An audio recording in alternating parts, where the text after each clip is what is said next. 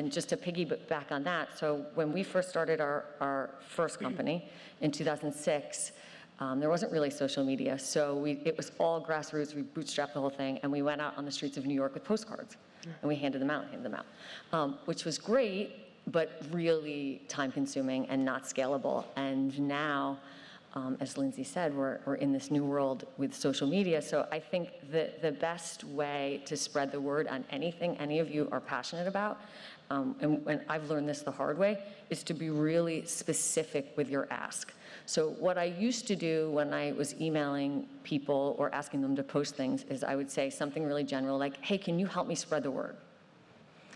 But that puts the onus on the receiver, because now they have to craft the messaging, and it takes a little bit of work, and even, super well-intentioned people are busy. So what I've learned from doing this a while now is to be really specific. Here's what I'd love if you have the time. Here are a few sample tweets. Here's a messaging. Feel free to cut and paste. Feel free to adapt it to your own style. Oh, and by the way, here's an image that you can use. It's editable. You can put your own photo. You can put your own messaging or not. So that, I think, has been really, really helpful as we've been growing the gamers, especially on a budget. We are a startup.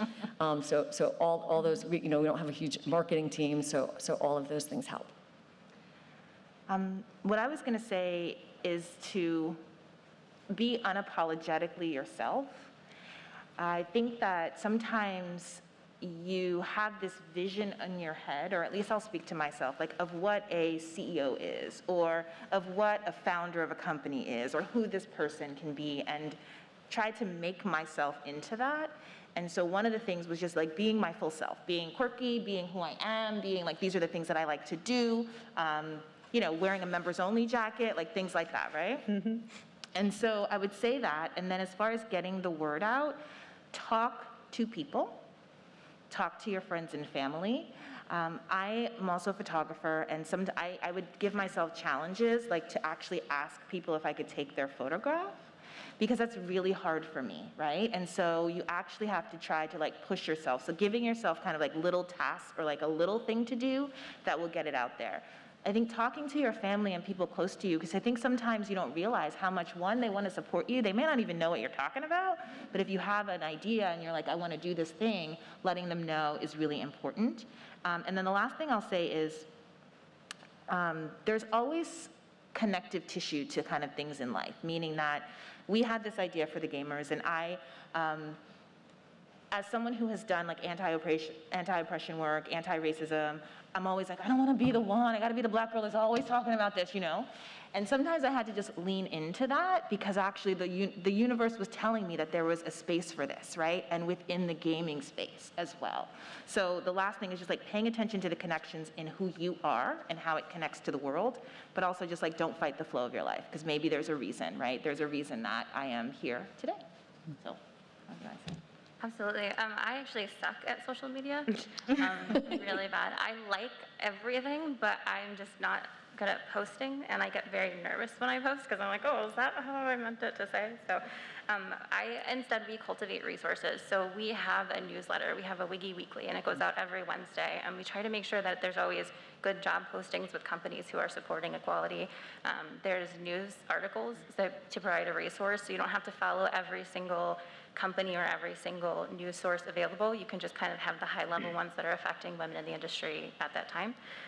And we also have different opportunities to join ARM programs or to join partner programs. So I think partnership is really one of the biggest ones that we've been relying on, especially lately.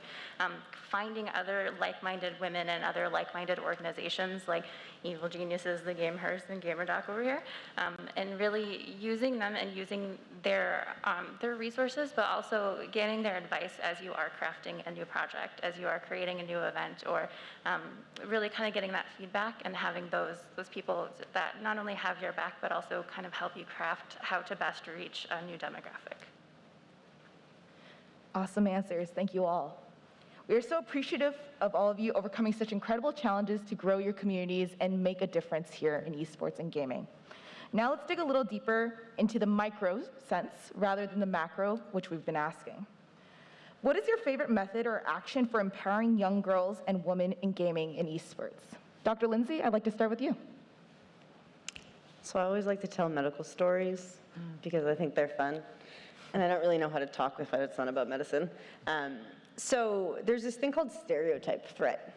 And basically, if you are aware of a stereotype and you are in the demographic that the stereotype is applicable to, you will fulfill that prophecy, right? Because of the way our lizard brain works. So if I tell you women are bad at math, and you identify as a woman, you're going to be worse on a math test. We know that from multiple studies. So they took it one step further and they said, okay, what does that even mean? So they did this study where they had, and this didn't include non-binary individuals, they had a male avatar and a female avatar. And they made this small little world for them to explore. And in the small little world, there was a math problem. And they had different participants control those avatars, whether they identified as male or female. They were split up. It didn't matter what you identified as. There was mixed populations in each one. So there could be a man or a woman controlling the avatar. And that's all the data we have.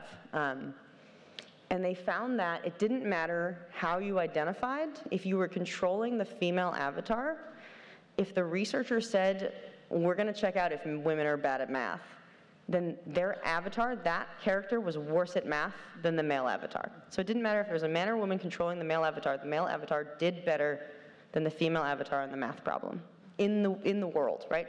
Stereotype threat. Stereotype threat is real. So if we have a stereotype that we perpetuate, it's self-fulfilling prophecy. So we have this, we look at the Overwatch League, we look at the composition, right? And then in 2020, top 500 esports earners overall, not one woman, right? 2019, we had one, Scarlett. If you look at that and you're a young person involved in gaming, and you see that and you hear people say women are bad at games. I'm on TikTok now. No big deal if you want to follow me, GamerDoc. And I post TikTok videos, and they're meant to be funny, right? Like, I'm not trying to go pro at Fortnite. They're meant to be funny. But for some reason, legions of little children flock to it and are like, you're bad at Fortnite. I'm like, yeah, I know. Cool. And so there's legions, there's people out there saying women are bad at video games. You're too old to play video games. Old people are bad at video games. And so we say that, and little girls hear that, and they will play worse because they hear that. And so how do we mitigate stereotype threat in gaming? How do we do that? So one of the ways we're doing that is by putting our, best video game players forward. We show off their content. We put EG is doing a great job. I know Potter got moved to a coaching position 2 weeks ago, but their co-ed Valorant team, that was huge. That was huge. EG did that. And people, 12-year-old girls who are playing Valorant look at Potter and they say, I can do that. I can be a pro gamer, right? So it's so simple. It's so simple. Using your social media to put forward people who have been marginalized. Because then every single person who's watching that social media who doesn't see themselves now sees themselves. Right? So that's what we're doing at Queer Women of Esports, and I love working with EG because that's what we're doing with Press Forward is putting marginalized people forward and showing that they're really good at video games. Not me though. Thank you, GamerDoc. I have to say a little excerpt about my experience in gaming. And my first esports event was a StarCraft event. And it was a flood of men. And I didn't see anyone who looked like me but one person. And she's Megumi X-Bear, or Trisha Sugita. And she was up there playing with the best. And I felt like I could be that person. And I wanted to be that person for someone else. So totally agree in that sense. So thank you.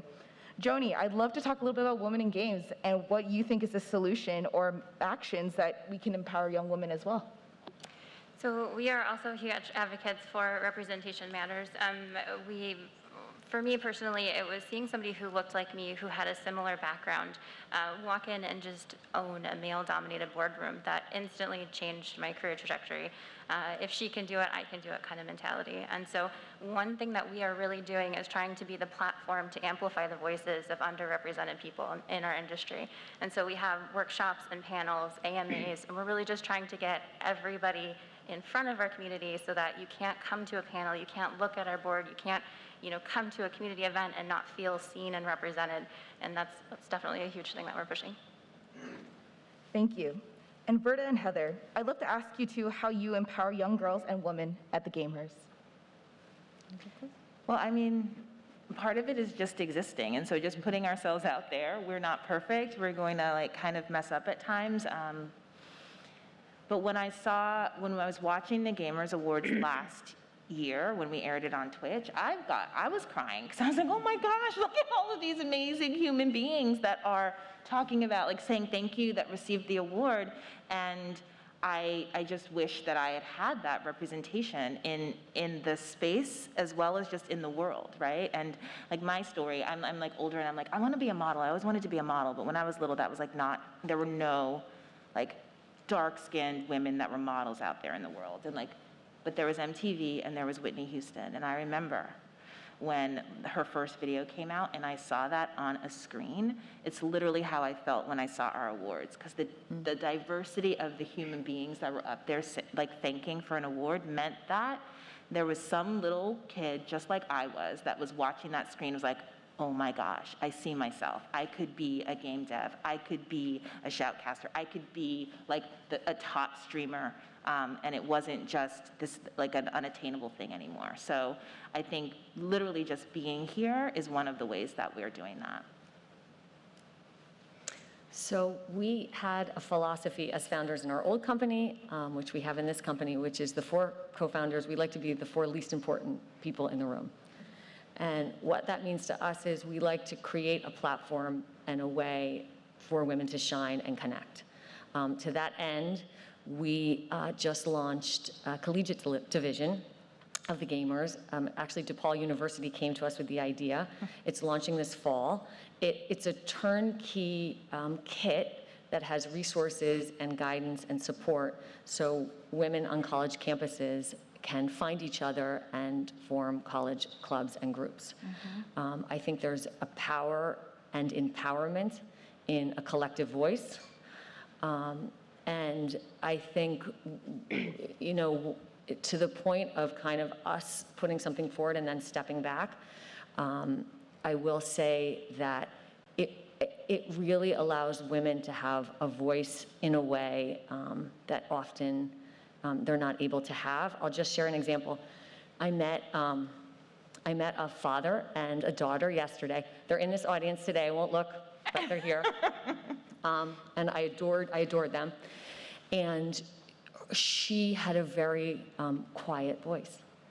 And so the dad was so proud and said, lean in, listen. She has a lot to say. So I leaned in, listened. And she's in college.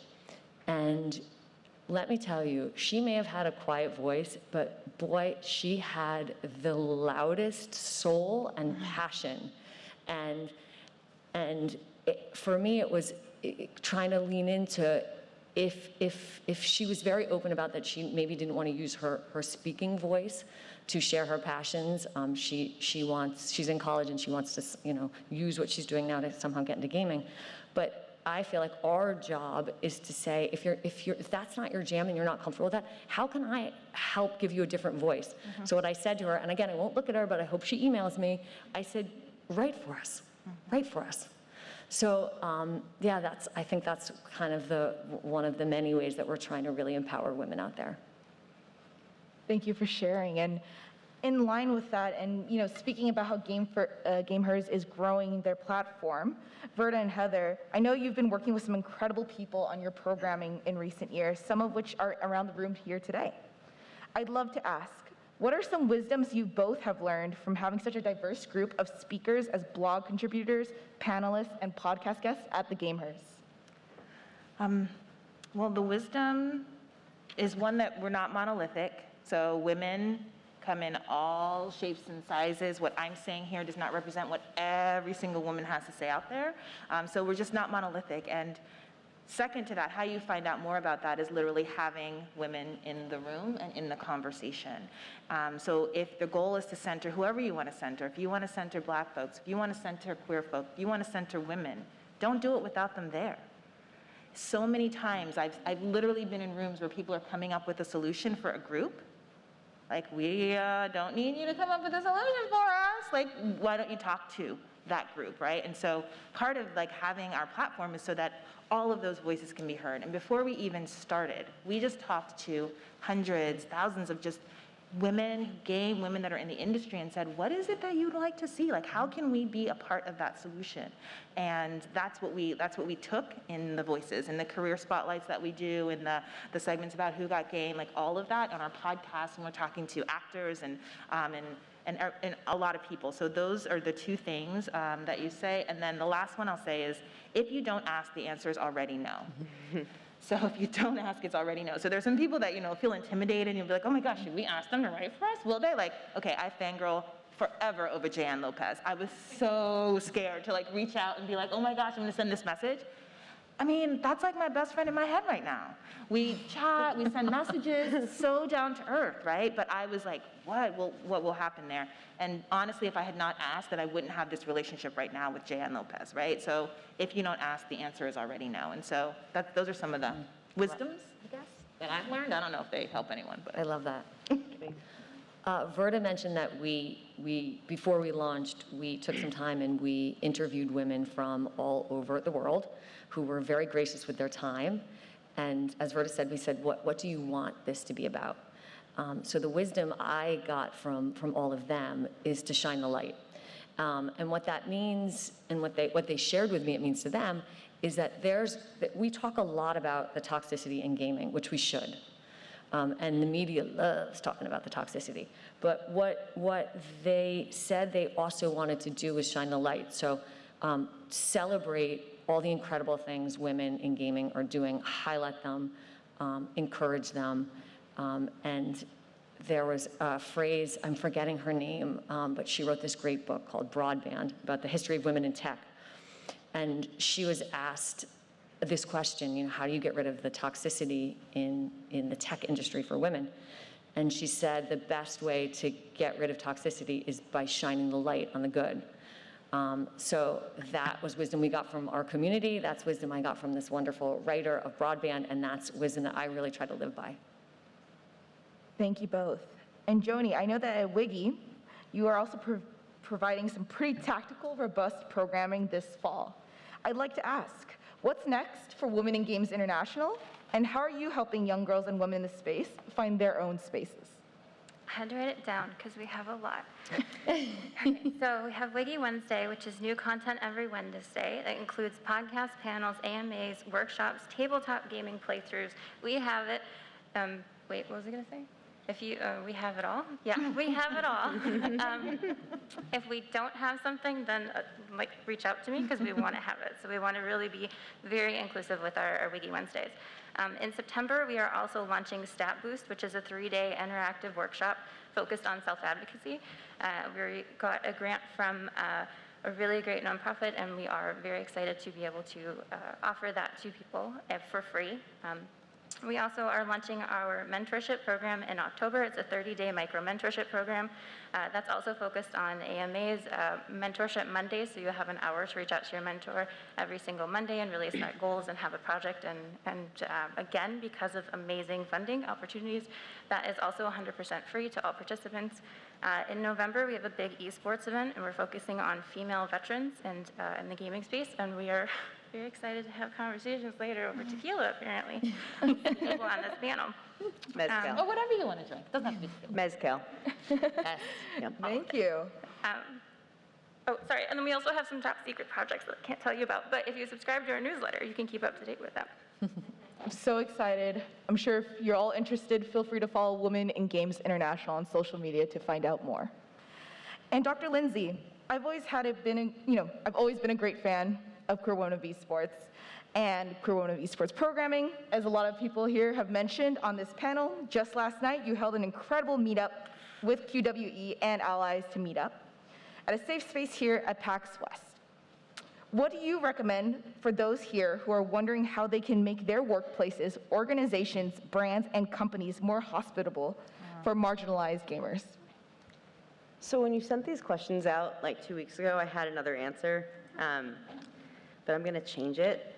So, like I said, I'm a scientist. I do everything based in facts and science.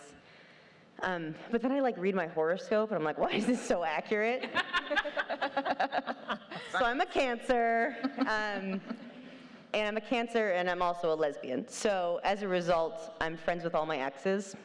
Why would I lose a friend?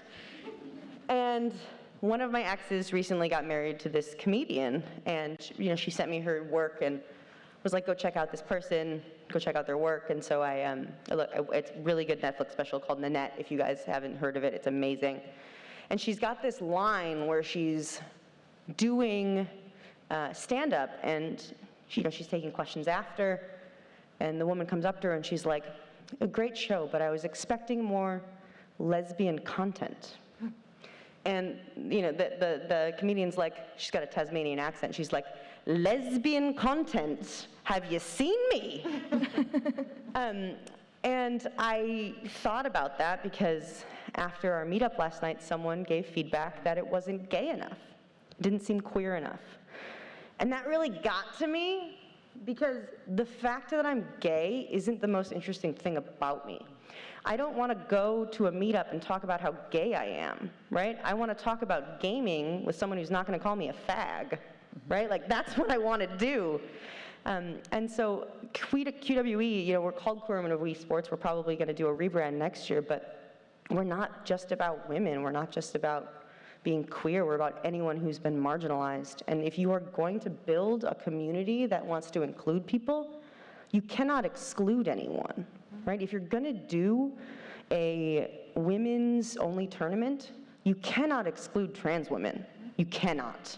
Do not ask for government verification because that is a barrier to inclusion, right? If you're going to include esports, you have to include the fighting games community, right? Because that's the only place that has people of color in it right now. If you want to do a women-only event, you can invite non-binary individuals, even if they don't identify as women, because they have nowhere else to go.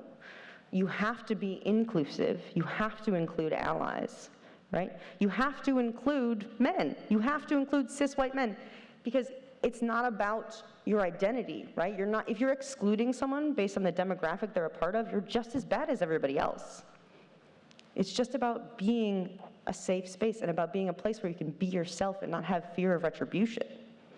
So that is the biggest piece of advice that I would give people is if you're going to create a community based on inclusion, don't exclude anyone, unless they're a jerk. Then they're banned. Yeah. Yes. Thank you all for your answers. Hopefully a lot of us here can take these pieces of advice to make our own organizations, companies, and beyond better for all. I'd love to open the questions to the audience now with our lovely education lead, Kelly A. Garcia, and she will be taking our questions, and if you do ask a question, you will get a $25 gift card. Ooh. Can I ask a question? So thank you for coming. Did you raise your hand? Feel free to stand up, and Kelly will help us shortly. To be fair, first 5 people. 5 people, yes. We don't have much time either, so.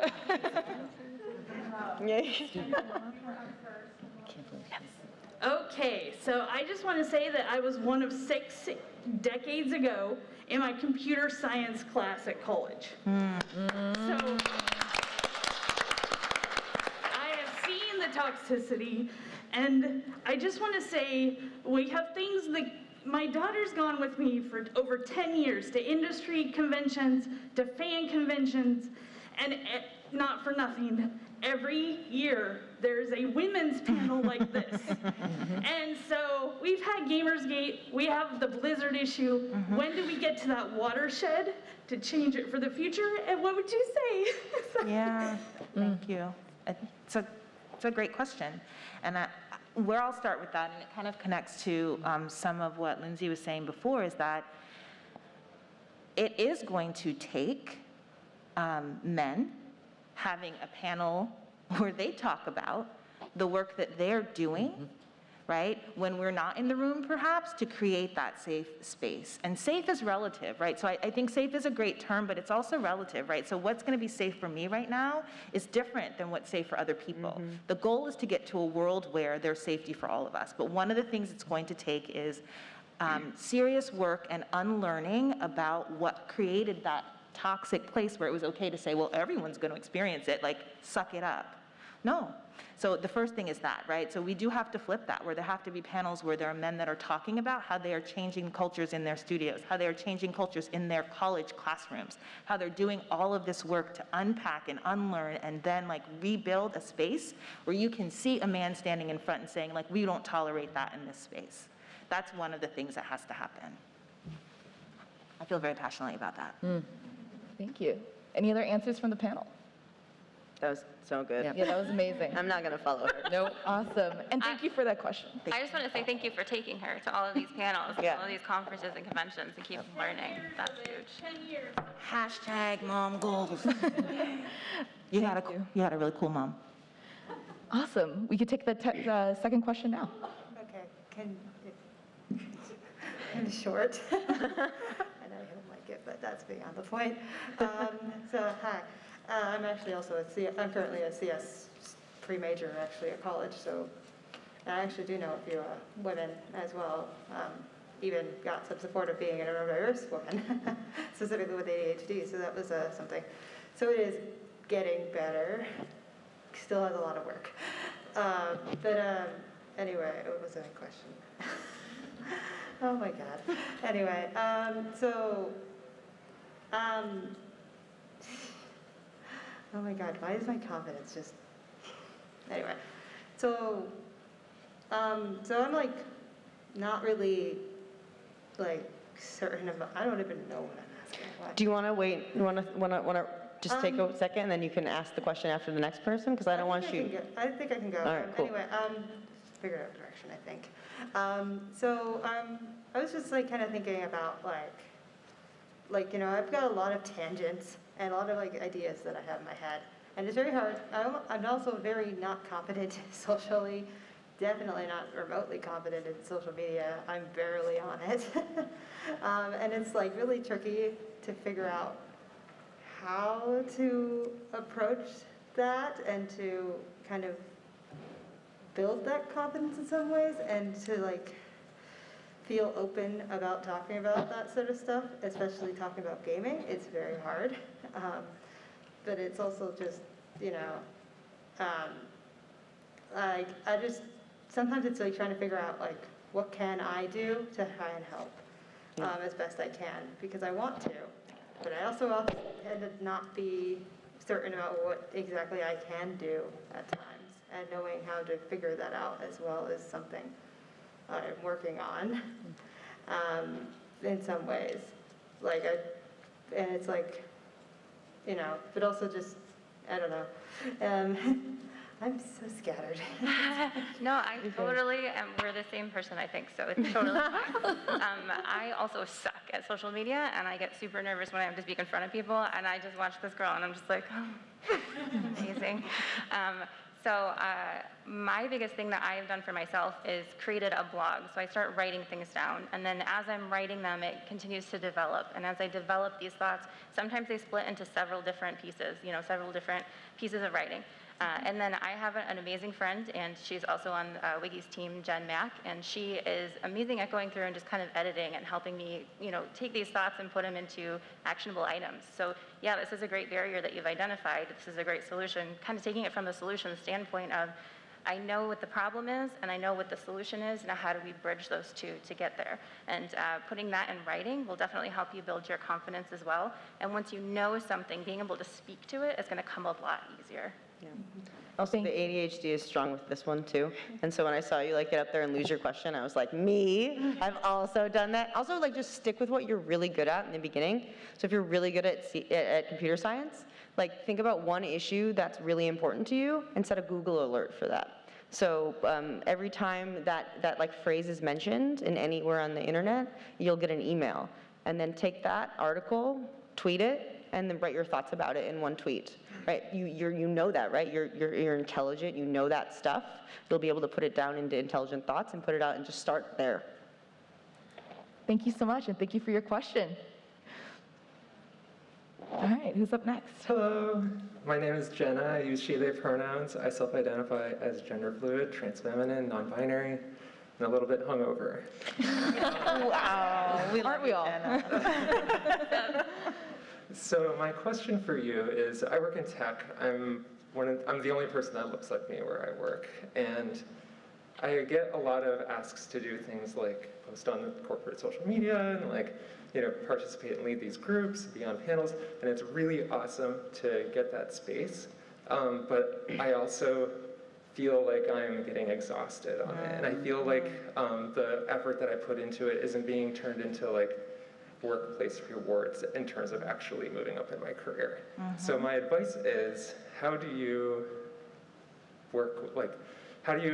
take those opportunities and make the best of them, but also avoid burning out? I'm gonna start. Jenna, it's exhausting, and take care of yourself. I don't know if anyone that works with Jenna is listening. Pay Jenna some money for their labor, okay? Now that's the other thing. And so I think if you're doing a lot at work, at some point you have to be able to have the conversation. Maybe it starts with your manager that says, I really love doing all of these things, and I'm wondering, because I have this skill set that has been growing, what's the next level in salary for what I'm offering? What's the next level in opportunity for what I'm offering? So that's one thing. And then the other is rest. I said before, healing is really important to me because a lot of, I empathize. I have felt that lately, especially as a Black woman in the world. I am exhausted. And there are times where that shows up in my body. It's physical, I'm tired. I'm like, why am I so tired? Or aches and pains, right? You have to take care of yourself. And so I hope that you're surrounding yourself with people that will tell you to do that, because that's what I had to do. My best friend would literally be emailing other people for me, talking about, Verta can't talk to you today. And I'm like, okay, so take care of yourself, and then yes, we need to get you paid for your labor. Thank you. Thank you. All right, next question. Hi, my name is Harry. I'm a high school math teacher as well as an advisor for the Technology Club in New York. Yay, New York. So my question is, I've always been a proponent on making sure inclusivity is a major part in me as an educator. But I'm having difficulty with women as well, or young women, being so negative on themselves and being so ingrained in gender norms, even at 14, and that's been impacting them since before that. How can I help them be more empowered, not only in the classroom, but outside in the classroom, without sounding like I'm Mansplaining. Yeah, sorry, yeah. We all know. Because I feel like I want to empower them, but then it comes off that I'm just being like, oh, you're the white guy teacher. So before I was in this world, I was in education. And so your question is so important and so great. So thank you for it. First of all, just asking that question, just that's even on your radar will help them, just your energy in the classroom. I think sometimes, especially with that age, if you ask them how you can help, right? Say, here's my concern, here's what I'm noticing. What do you all think? I think that it's a really tricky age, and I so feel for this generation. I really, really do. And I think some interesting conversations may bubble to the surface if you do that and just open it up. And then the hard part, this is really, really hard for me, so I just share it. I don't know if this is hard for you, but once you ask the question, to just sit back and listen. And I think I just applaud you for even asking the question, so thank you. Thank you. Unfortunately, we are close to time, but I did want to give all of our panelists the opportunity to share how to contact them, how to ask questions. And again, if you're uncomfortable with asking a question here live on stage, I'd love to give the opportunity for you to contact them directly or privately. So let's start with GamerDog. How can people get to contact you? Twitter, Twitter's great. Doc@gamerdoc.net is also great. I have some cards in my pocket that I'm realizing are starting to hurt. So if you want to swing by and grab one after, I'm super responsive to emails when I'm not at PAX. Yeah, and follow me on TikTok. Thank you. And Joni? We are Get Wiggy on everything. So it's getwiggy.com. We're Get Wiggy on all social platforms. Reach out to me directly if you want. I'm just Joni at getwiggy.com. And then we also have info@getwiggy.com if you have a more general question. Yeah, we are the Gamehers, GAMEHERS, everywhere. And for me, I pretty much hate email, ask everyone that works with me. So actually Instagram DMs are the easiest way to get at me. And if you just type in Verda, very few of us show up. As much as she hates email, it's as much as I love email, because I'm 100. So Heather at the Gamers, and if you, oh, I'm so nervous, he's telling me time at the end. I see you. Okay, this will be really quick. Next week, we open up the nomination period is over for the Gamer Awards. We had 4,000 people take the time to nominate. Please be generous with us. We are a small team with not a lot of money. But voting starts next Monday. So please jump on and vote and take the time to kind of highlight and celebrate all these awesome women up there. Thank you all here in the audience for your incredible questions. And thank you to those at home who went out of their way to educate yourselves with this panel. I want to give a big thank you to PAX West for hosting and streaming this panel, and to Evil Geniuses and Press Forward for providing the space for us to even talk about this topic. Finally, I want to give the biggest of thank yous to our incredible panelists. And our moderator killed it.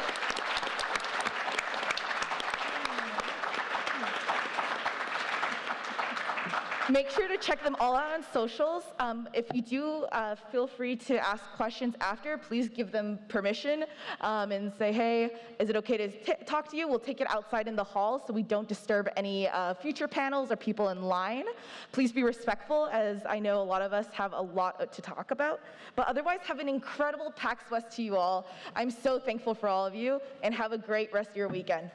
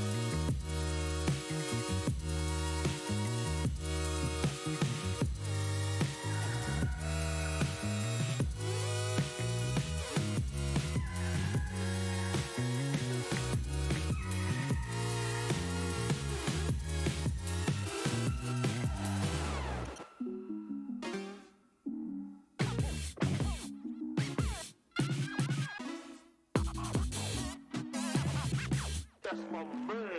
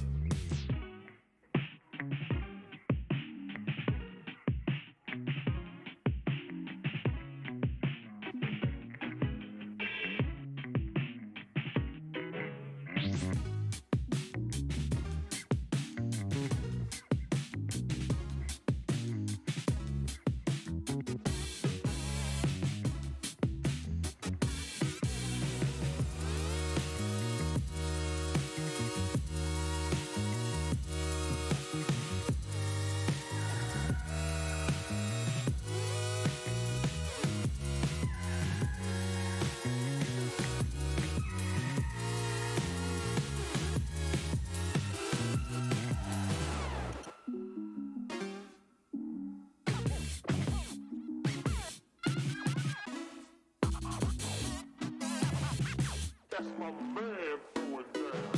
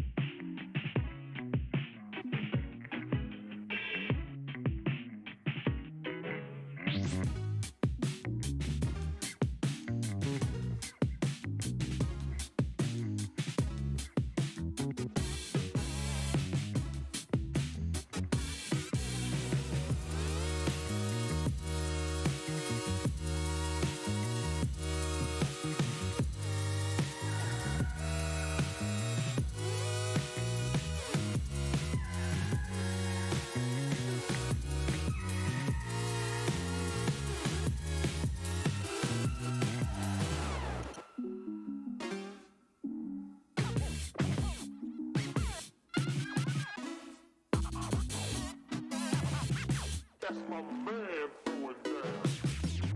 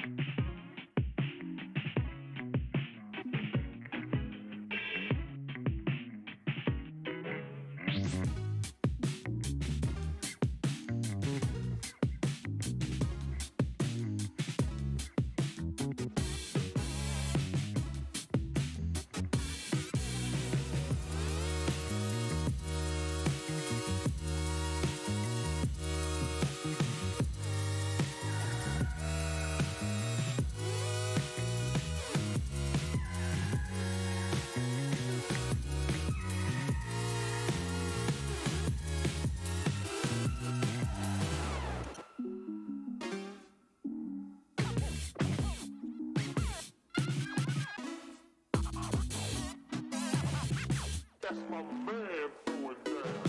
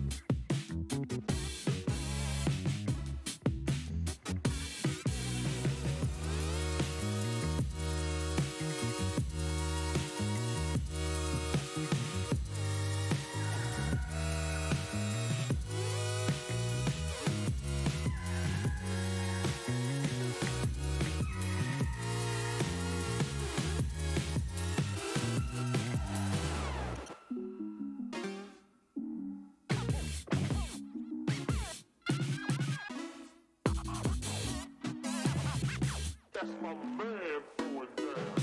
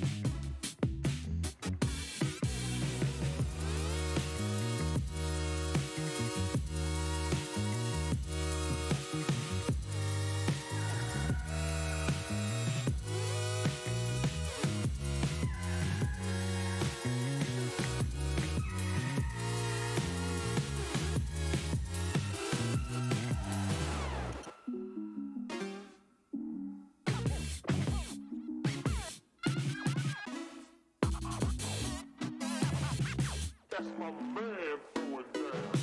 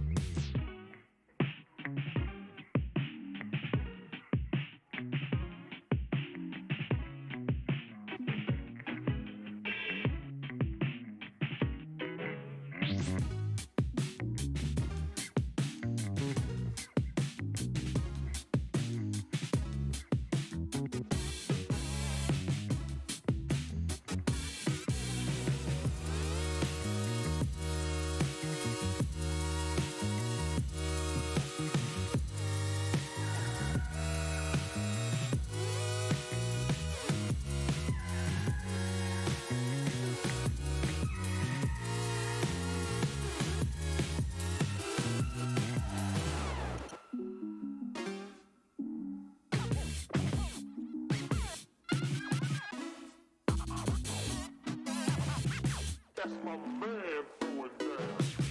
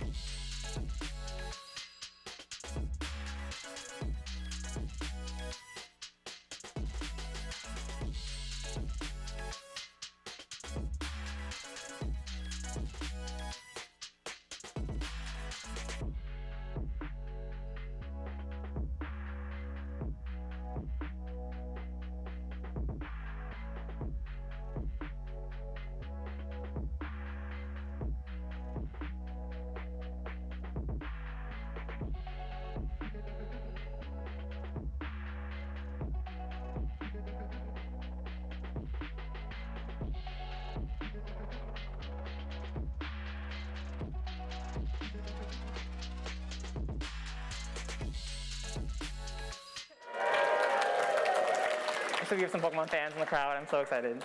All right, so love Pokemon. Specifically, though, I love legendary Pokemon. So as a bit of an introduction to how this got started, again, I'm Kate. I'm 24. I'm awesome. I'm gay. I'm from Texas. And I like to break games. So specifically, here's some examples. Here's me playing Animal Crossing and like duplicating cherries over and over again because it's fun. Here's me playing Zelda, chilling, drowning in like the aether. It's really fun. So I do that, and I also do speedruns. So to explain speedruns a little bit, speedruns are when you try to just usually like beat a game as fast as possible, but they can be any sort of objective you want. So for example, speedrunning can be like playing Sonic, trying to beat the level or the game as fast as possible. That's a speedrun. A speedrunning can also be something a little more abstract or fun. So for example, here is me playing Animal Crossing. This is a speedrun to make the entire island in Animal Crossing an ocean and just flood it as fast as I can. And this is what speedrun can be also. So it can be a very serious task, trying to beat the game as fast as possible, or just a very sort of low-key task, like trying to get all the clothes in Zelda game. So I like the idea of playing with the idea of speedruns and making new challenges. And so what I got involved with a couple months ago is Pokemon. Specifically, Pokemon speedruns involve multiple games. That's a big thing for Pokemon. So one thing I looked at first is the trainer card. So the trainer card in Pokemon sort of tracks your objectives, and it gives you stars if you do really, fancy things. So you can get 5 of them, and the objectives you need to do to get these are you need to beat the Elite Four, for the Pokemon Diamond and Pearl specifically. You need to do all the contests in the game, win Capture the Flag 50 times for some reason, obtain every Pokemon with a big asterisk, or you need to win 100 battles in the Battle Tower. So if you're like me, you see that asterisk and you're like, what is going on there? So the exact specifics is that if you want to get the nice 5 stars, you need to fill your entire Pokedex except for these highlighted Pokemon, ones that you can ordinarily only get from in-person events.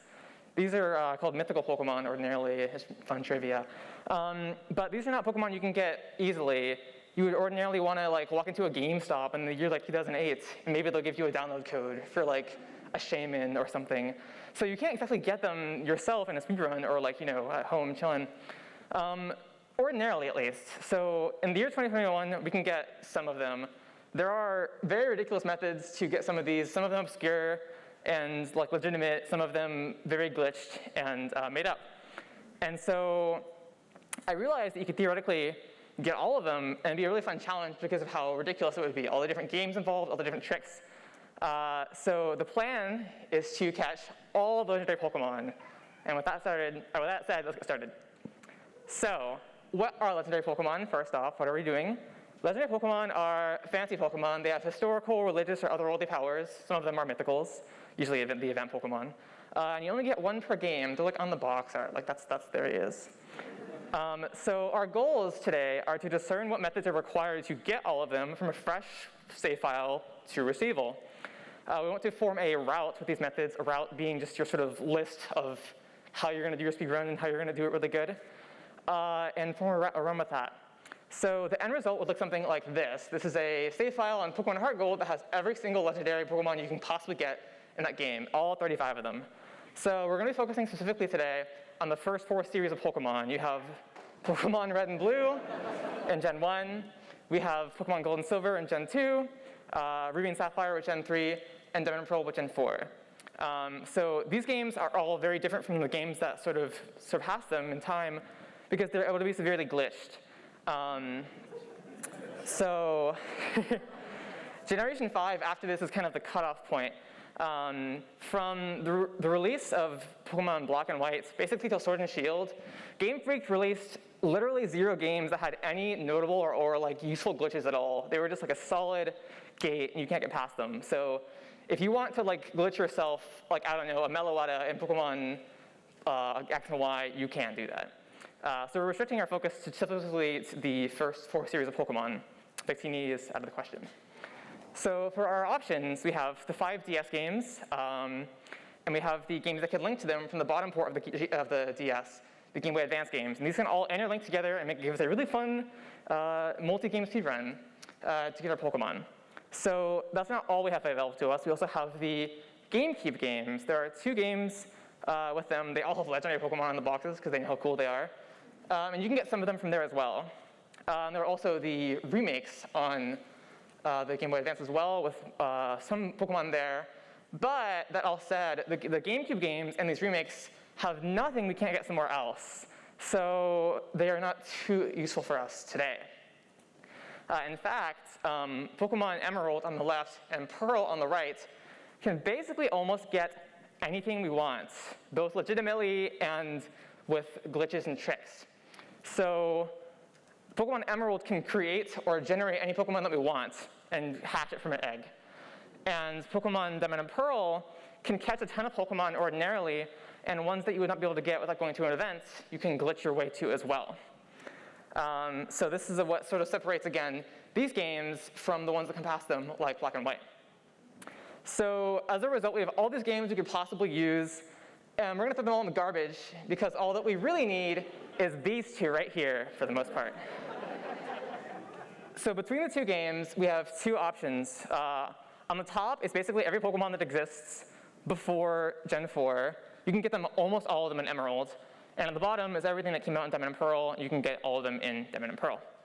So how can we do this exactly? So first off, we have the Void. Very fun name. So the Void is a glitch in Pokemon Diamond and Pearl. You take your bike, do some wiggling with it, and with some quick tricks, you can now rearrange the map of a game in Pokemon and easily go out of bounds.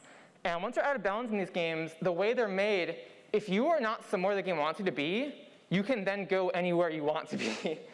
So here I am just sort of walking. I'm now in a building, I'm out of bounds, and you can just walk indefinitely for as long as you want, and you'll eventually get somewhere fun. So for example, in this example, if we can bike there fast enough, this is the endless path, and this is where you get Shaman at some point in the game. So all you need is a bike, and you can get all the Pokemon that you ordinarily don't want to get. The game doesn't want to let you get. So with these methods, we can obtain Arceus, Shaman, and Darkrai, even though you're supposed to go to an actual in-life GameStop in 2009 to obtain them ordinarily. That's simple enough. So for the Game Boy Advance games, we have a glitch in Pokemon Emerald. So here is a box. I have Plusles and Nuzleafs arranged in such a manner where if I use a glitch with a certain berry on Pokemon, it will send out this in a battle. So just keep that in your head. I have the box, and I have this battle.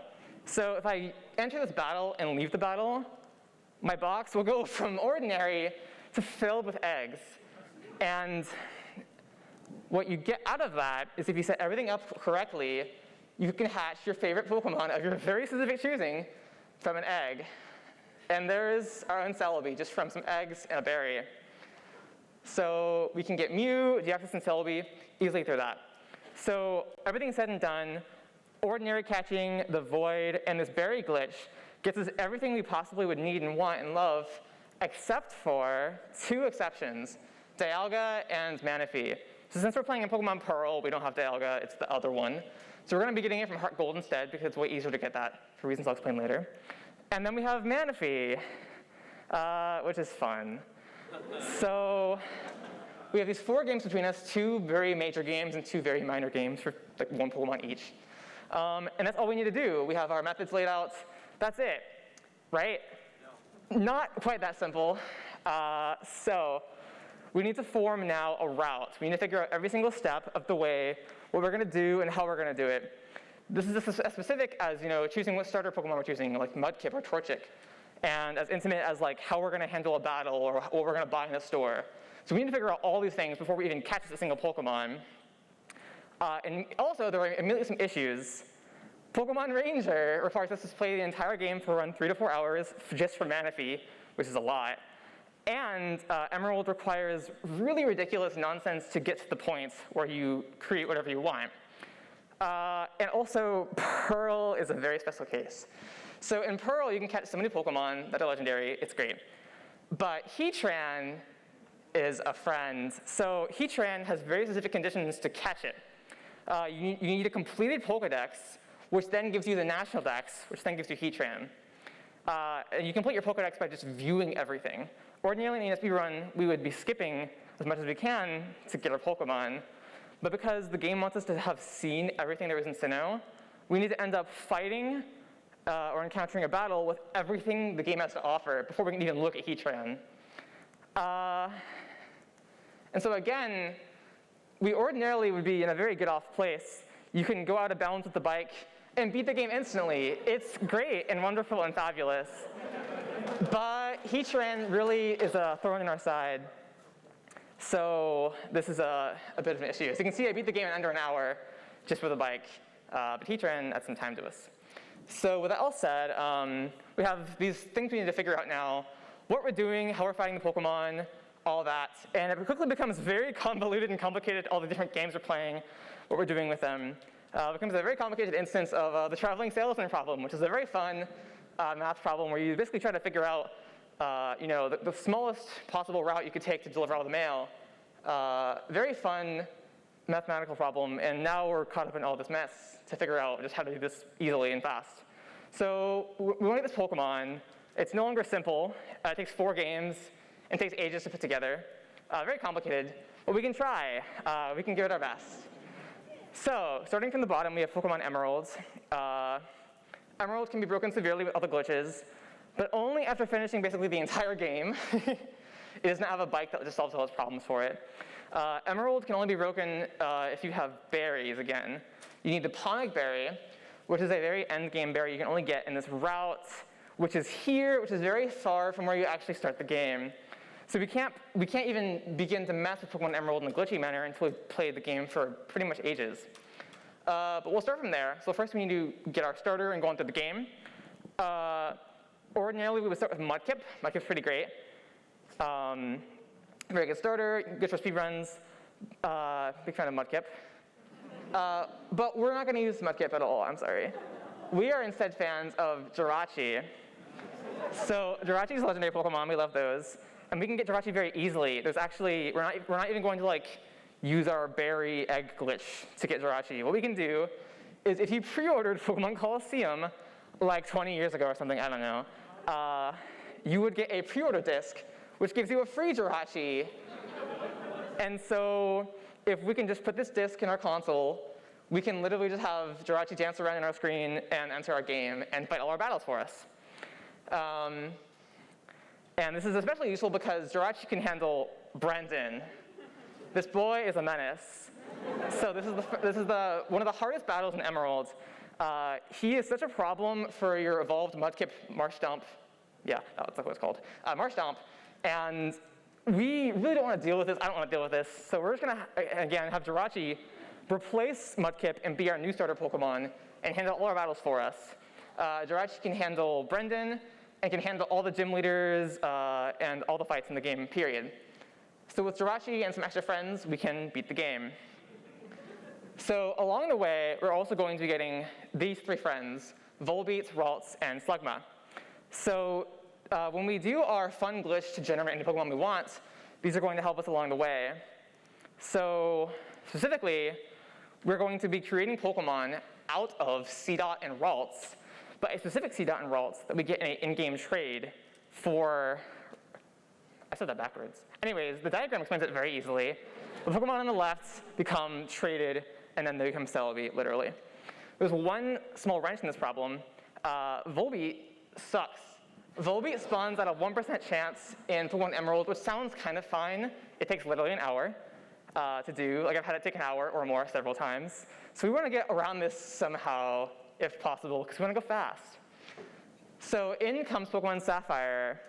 So because of how the Jirachi disc works that we were using in the first place, it can only connect to Ruby or Sapphire in the first place.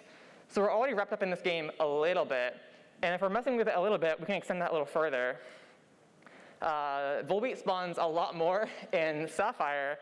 And it's a little bit into the game. We're going to have to do some battles, fight Brendan again. But we can easily get our Volbeat in that game and trade it over to Emerald. So we've taken care of everything in Emerald and Sapphire, got not taken care of. And now what do we do? So now we're going to trade for our fun Pokemon that we can convert into Celebi and friends. And we can do anything. So specifically, we're going to be using a cloning glitch.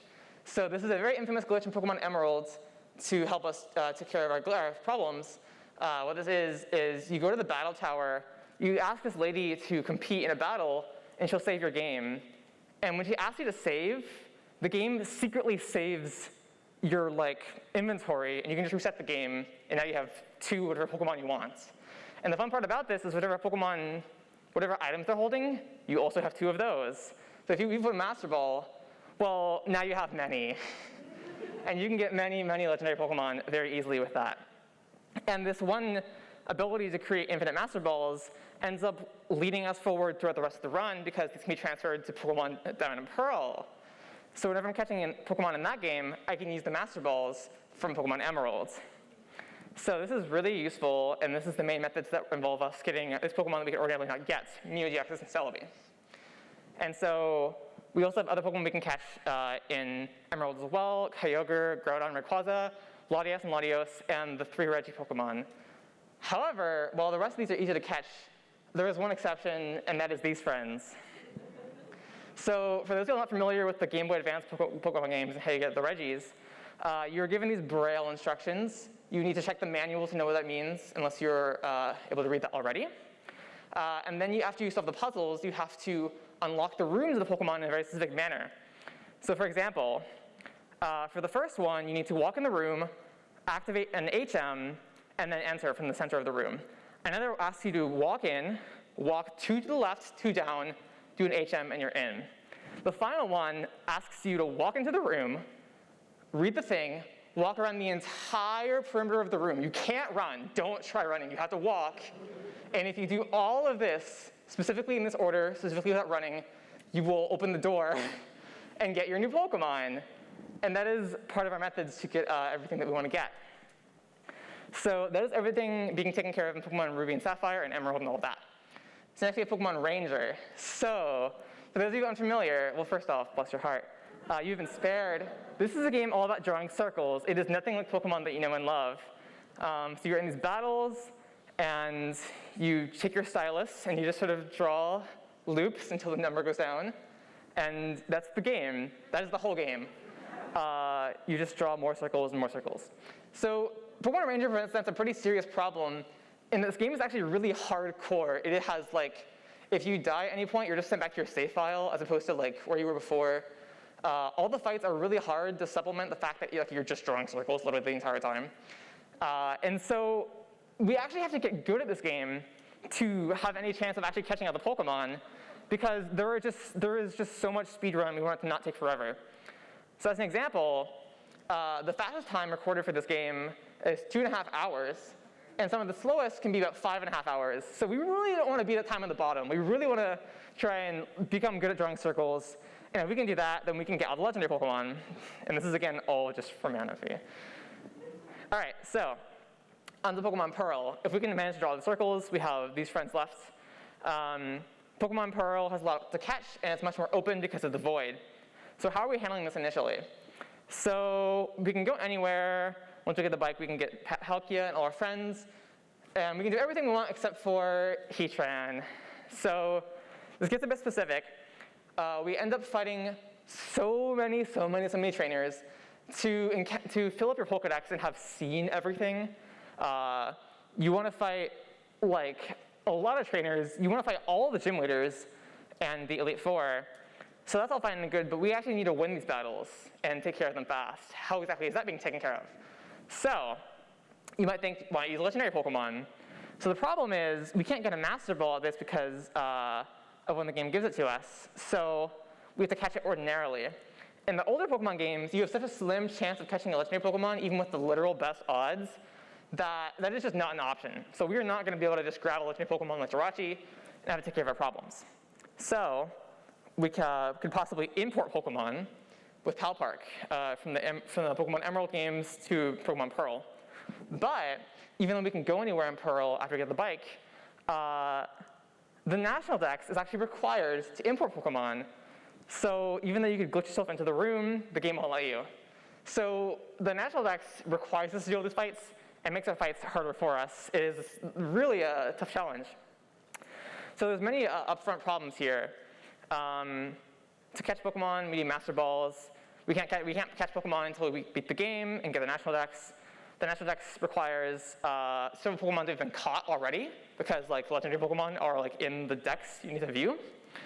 And also, we need really strong Pokemon, or else they'll just take forever. This ended up taking me weeks to actually figure out. But Pokemon Heart Gold can save everything. So Pokemon Heart Gold is a very fast game. It can be beaten in about 2 hours. And from there, you can access Teil Park and import all that you want. So we were already going to be using Heart Gold to get Dialga because of a thing you can do in that game. Yeah. So we can essentially beat the game really fast, get our Master Balls from Emeralds, and additionally, Heart Gold offers additional benefits as well. So Heart Gold has so many Pokemon you can catch. Like there are a bajillion legendary Pokemon. Now we could of course generate these in Emerald with our Egg and Berry glitch, but that kind of takes forever. In fact, it takes about 20 minutes on average with good luck to, for say, generate a Mewtwo as opposed to catching one. So it solves a lot of random luck involved stuff as well. It makes things a lot easier to just simply catch them in Heart Gold. So Heart Gold gives us Master Balls really easily, gives us a solution to getting Dialga, which is the initial reason we're using it in the first place, and additionally gives us legendaries we can catch as opposed to simply creating them. And that is not all this game provides for us. It is a game completely unnecessary, but it provides so many bonuses we have to use it anyways. Additionally, it gives us a new Pokemon we can use in Pearl to take care of our problems there. Infernape. So in Pearl, you start out with Chimchar, and it evolves into Infernape, of course. But what we're going to end up using is we're going to grab it in Pearl, treat it to Heart Gold at the start of the game, and it's going to train it for Pearl so that it can like skip everything and have a very fast, strong Pokemon from the start of the game. So Heart Gold can take care of our problems in Pearl in terms of having a strong Pokemon because it can train our Pokemon for us. So let's sort of play through a little bit. So first off, Chimchar gets bonus EXP simply from being from Pearl, which helps a lot. Additionally, Heart Gold has access to the Void Glitch as well. Now, Heart Gold cannot use the Void Glitch to simply go anywhere.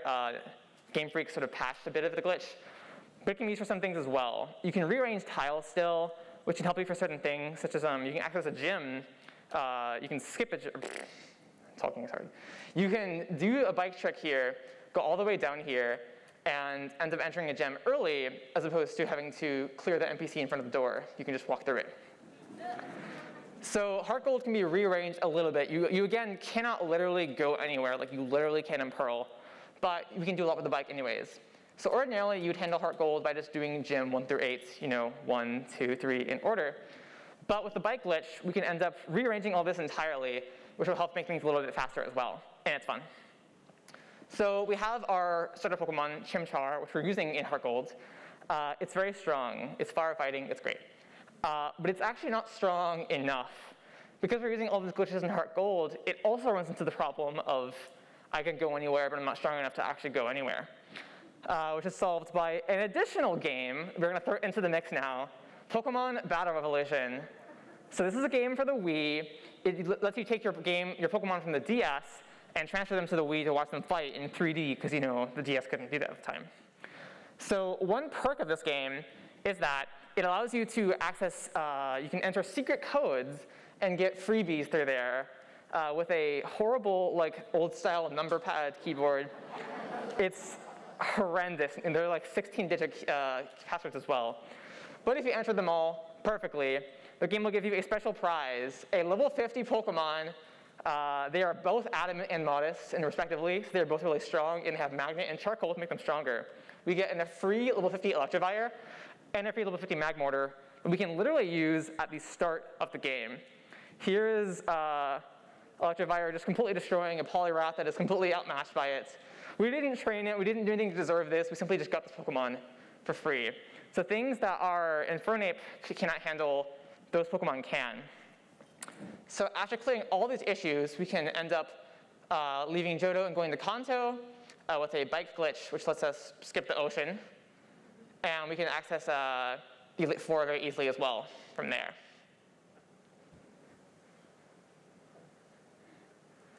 So after all this is said and done, we can beat the game in about 3 hours. And after that, we have access to Kanto, which again is tons of legendary Pokemon that we want to catch. So we can get all those there. And with all that said and done, we just have Pearl left to look over. So back to Pearl. Pokemon Pearl is just fire charged, powered by Master Balls and Pokemon Emeralds. And it has the Infernape traded from Heart Gold, letting it stump over all the trainers it comes across. And additionally, it has the bike to just let you go anywhere. So Pearl has the entire world as its oyster. Here is the first gym leader in the game. Clearly not a problem for our level 42 Infernape. And so we're in total going to catch 13 Pokemon in this game. We're first going to get the bike, and from there just wreck shop. We can get Palkia early by going through the walls. We can get Shaman. We can get all of our friends that we possibly want to get with our bike trick, and do all of that. So we still have Heatran though. We do need to fight literally dozens of trainers to actually get to that point. But Infernape can take care of it for the most part, and that is all of that. So that said and done, we have our tricks figured out, our strategies figured out, all that is done, and now we simply need to try and do this. So to try and actually tackle this challenge of playing this physically, you need some stuff. We've involved a lot of games in this. You need a GameCube with a GameCube to Game Boy Advance connector cable. You need another Game Boy Advance to trade with. So you would want a connector cable for a Game Boy Advance to Game Boy Advance. We're going to be using the Game Boy player for that reason, so we're going to have that for our GameCube as well. We want one DS to play and one to trade with, and we want a Wii, and don't forget the batteries, those are important. And we, of course, need every single honkin' game involved with this, and the Pokemon Coliseum pre-order bonus disc. So after all that said and done, this is clearly a lion's trial, but we can still try this. We want to do this fast, we want to get this done, see if we can do it. So first we have Pokemon Ranger, we're starting Pokemon Ranger. I've gotten a little good at this, and I can draw circles really fast, and we can go through all the trials of the game. There's some really hard battles with several Pokemon at once, they shoot lasers at you, it's great. This game is, again, really, really hardcore with its battles. It does not play around. But after doing all of that, we can get to the end and unlock the post-game chapter of the game over here. The video, Mosey. It's Mosey, and I'm so sorry. There we go. So we found a Manaphy egg on the beach. And we have to do some hard fights. Now, the post-game chapter is permadeath, so if you die once, you have to redo all of it. It's fun. It's only a little stressful. And afterwards, you get your Manaphy egg. Hooray! So it takes a couple hours. You have to draw a lot of circles. Your pain hurts after. But we get that. So that's that part of the speedrun. Now we have the Game Boy Advance games. So we breezed through Sapphire and Emerald, catching our Pokemon, doing all the gym leader battles. And from here, we simply have all the post-game stuff, which is like everything cool. So we end up doing our in-game trades to get our Plusle and our Seedots, who will help us greatly to create anything we could possibly imagine with our imagination. So we're going to arrange them in a very specific order in the Pokemon Center boxes to facilitate this sort of creation attempt. And if everything is successful, we will get anything we could possibly want. We then, after putting them in the box, need to enter a battle with our Pokemon who died from eating berries. We'll enter the battle with this, and if everything goes correct from the battle, take some RNG and good luck, but we will get all our friends. We now have a Mew, we now have our Deoxys, and we have our, hopefully, Celebi. Yeah, there we go. So again, these are all things that we could not catch, but we can get in our speedrun through this. So after we do all this, we have more things to do. We're going to attempt, this video isn't playing, that's cringe. Wow. There we are. All right, so we're going to catch a Rayquaza, catch a Kyogre, catch a Groudon. They have everything here. They have Latios, Regice, Regirock, and Registeel. So we're going to catch all these Pokemon with our infinite Master Balls we got from our fun Plusles. So after all said and done, we have this many Pokemon, and we still have plenty left over to go. So moving on to the DS and Wii games, we're going to start off with Pokemon Pearl, talk to Professor Rowan, go to the intro and choose Chimchar. I would joke that's the correct option, but Piplup is pretty cute too. And then we're just going to run into the Pokemon Center to give everything over to Heart Gold. So when Heart Gold gets started, Heart Gold is going to link up with everything and anything. We wanted to make a speedrun where we link games, and this is where all the linking happens. Heart Gold has all the fun. So Heart Gold will start up, and it will trade with Pearl for its new Chimchar that it's going to borrow and train. It's going to go over to switch to Battle Revolution and get our Pokemon from there, entering our password through the number keys, which is only kind of hard. And we're also going to be getting our Manaphy egg from Ranger, because that just sort of transfers over from Ranger to whatever game you want. And so after that, we have literally everything. We have a Totodile, Chimchar, Magmortar, Electivire, and a Manaphy egg. Don't even have a single gym badge yet, but we can easily get those with our Pokemon. And with all that said and done, we can easily breeze through this game. So we are running through Heart Gold. Everything's fun, everything's dandy. We are fighting all the gym leaders in the entire world and Earth with no problem at all because of our several Pokemon, our legendaries, our level 50 Pokemon, our Chimchar we're sort of babysitting and training up.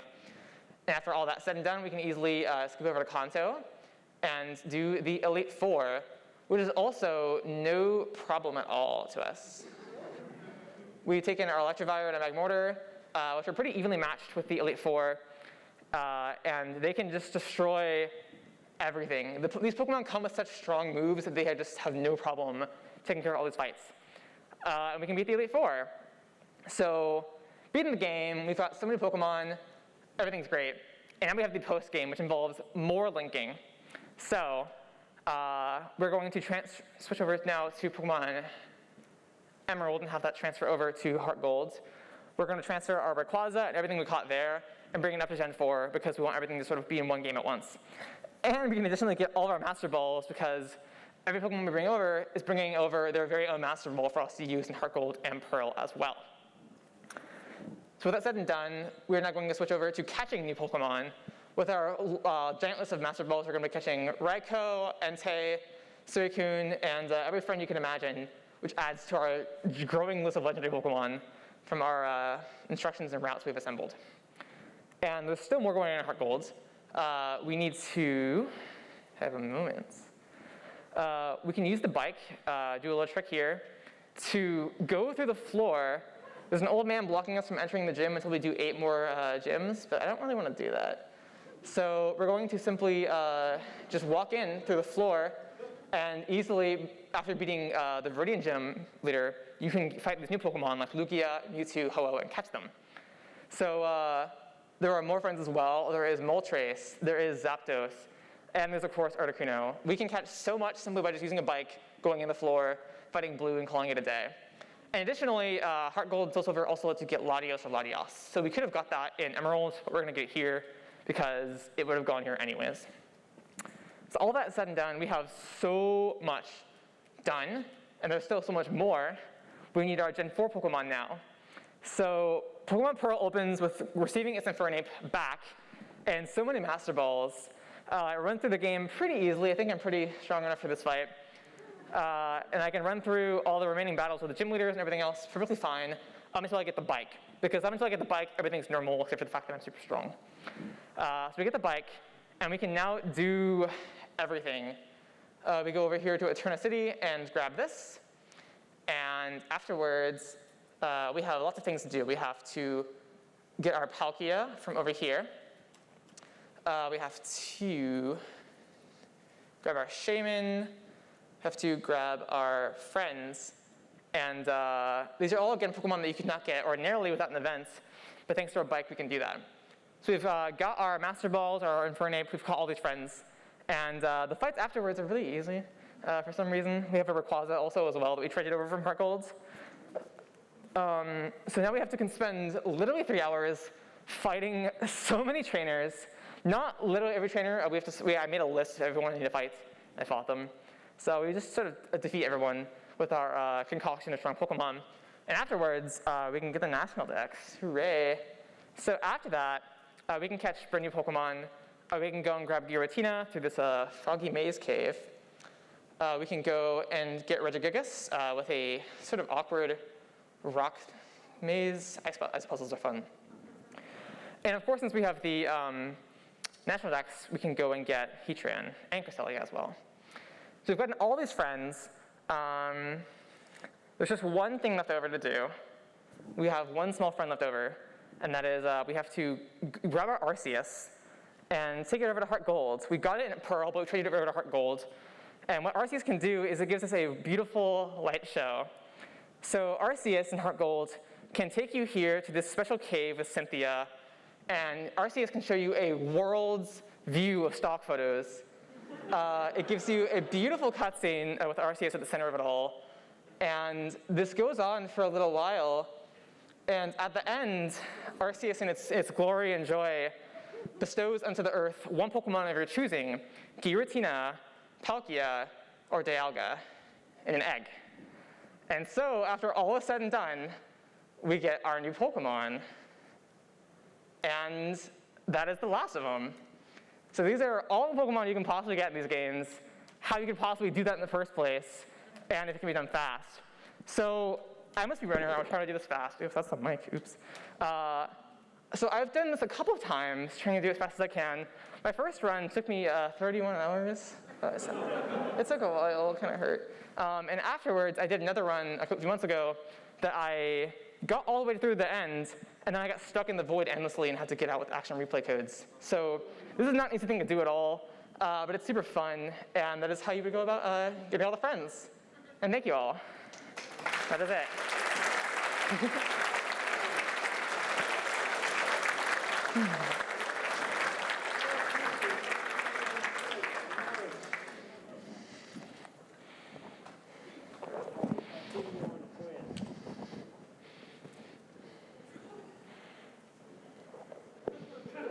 Oh, that's fine.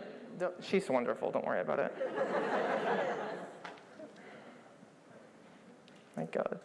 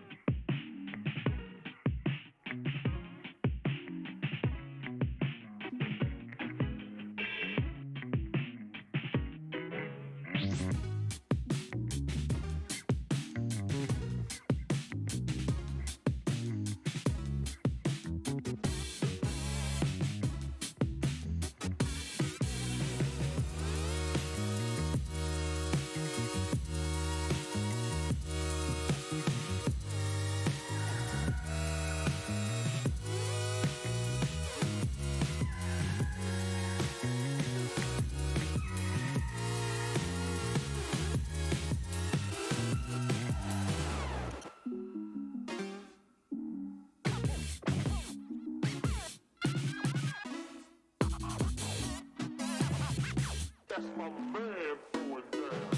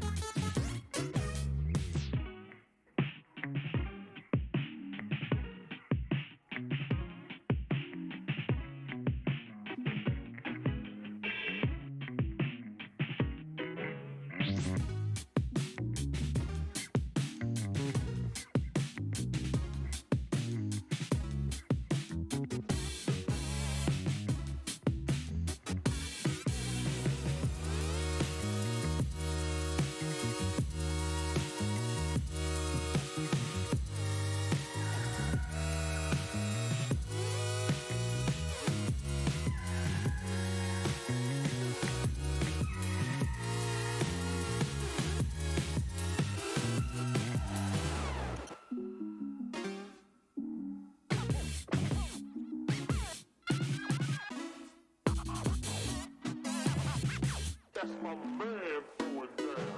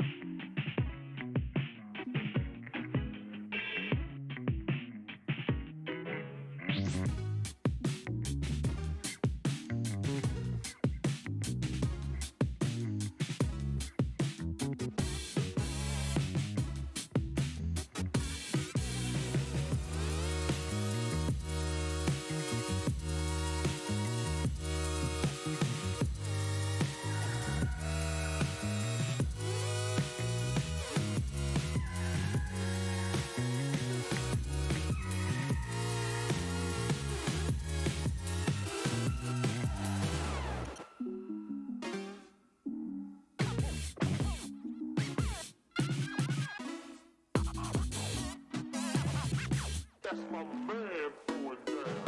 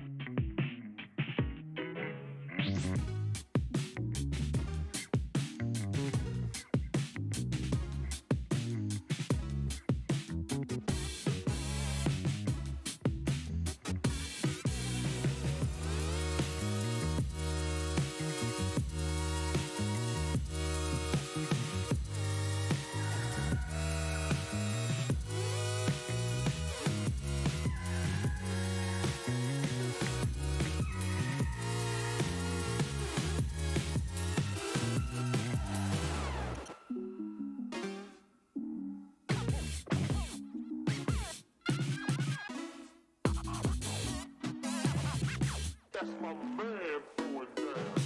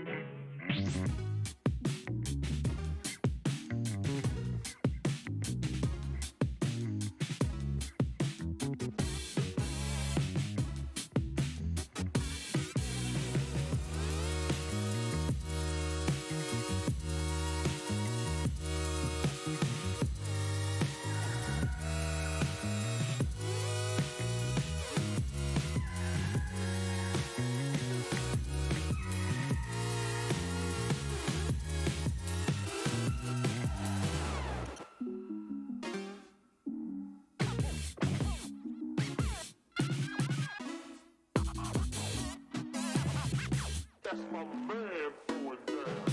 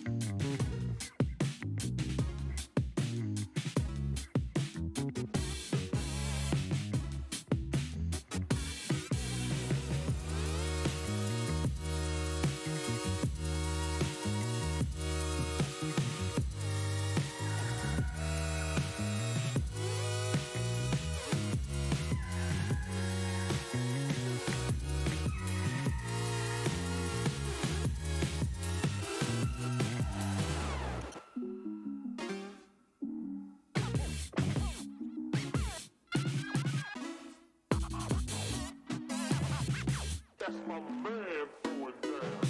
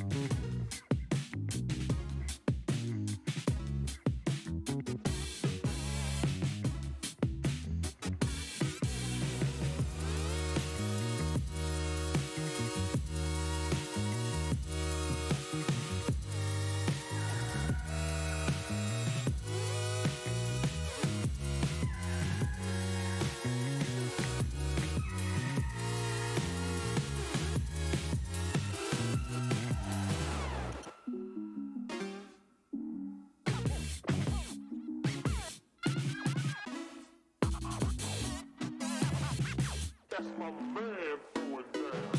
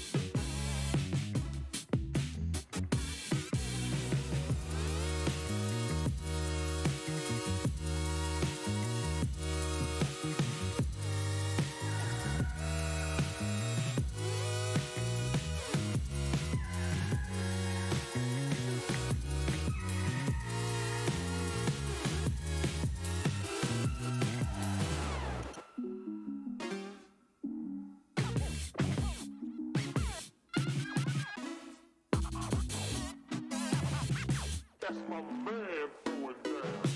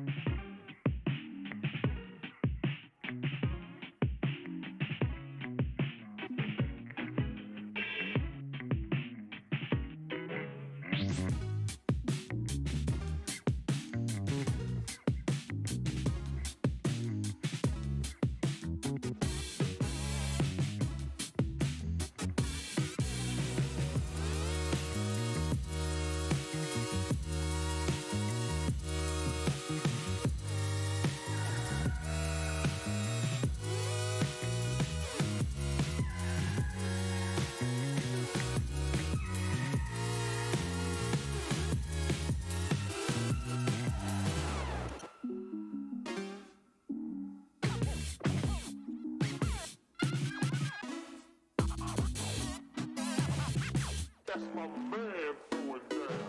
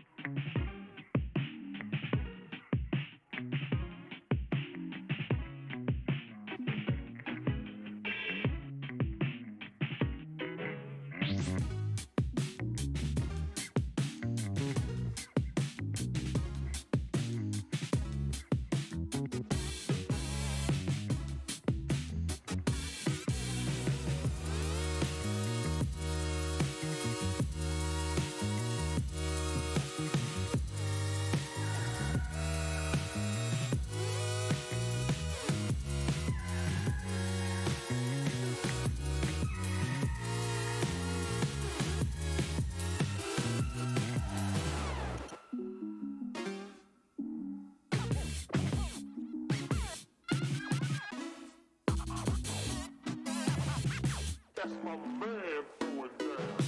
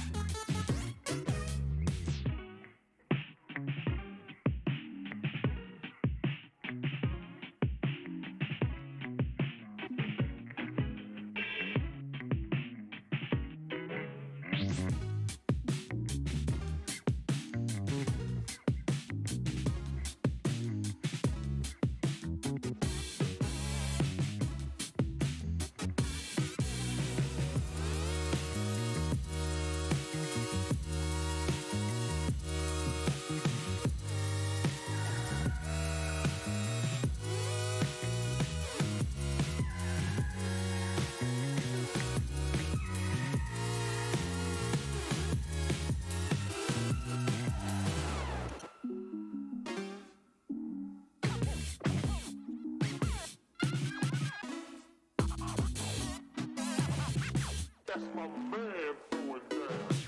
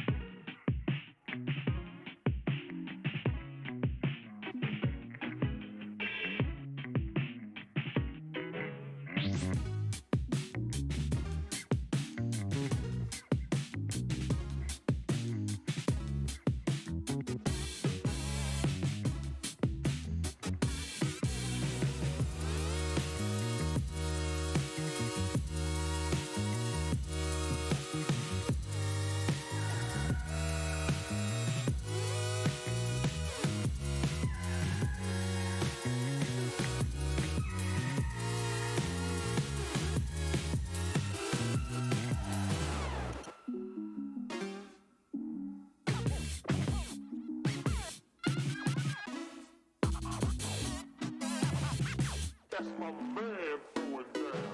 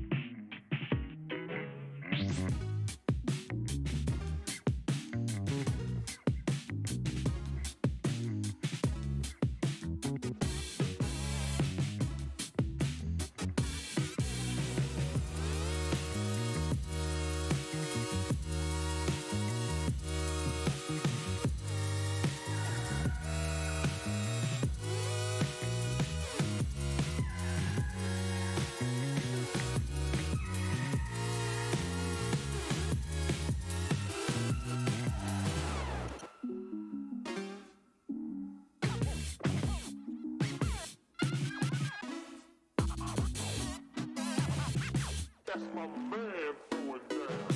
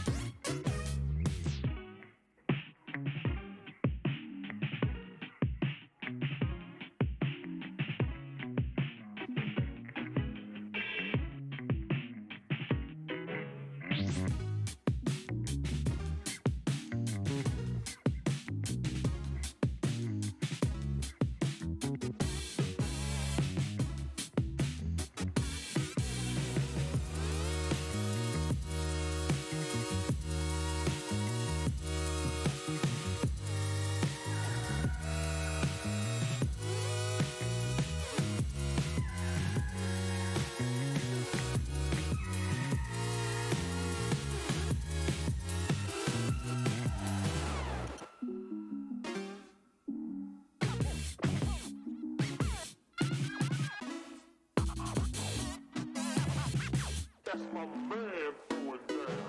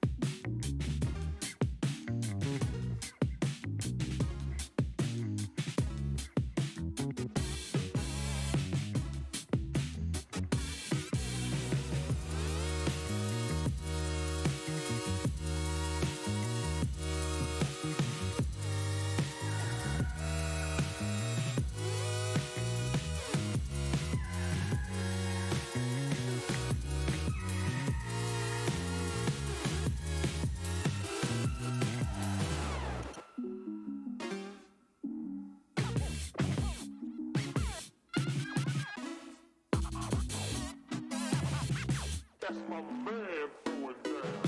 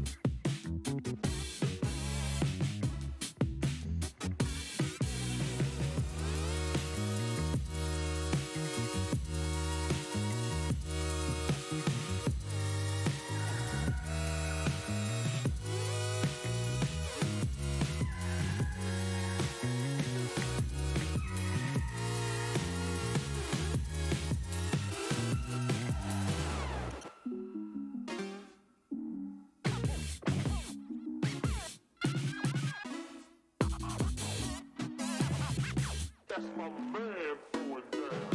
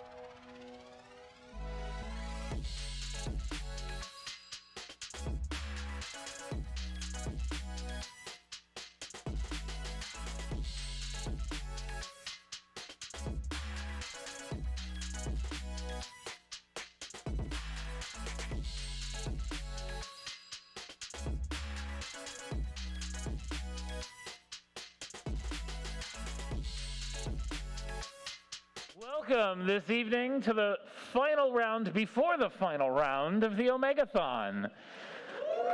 We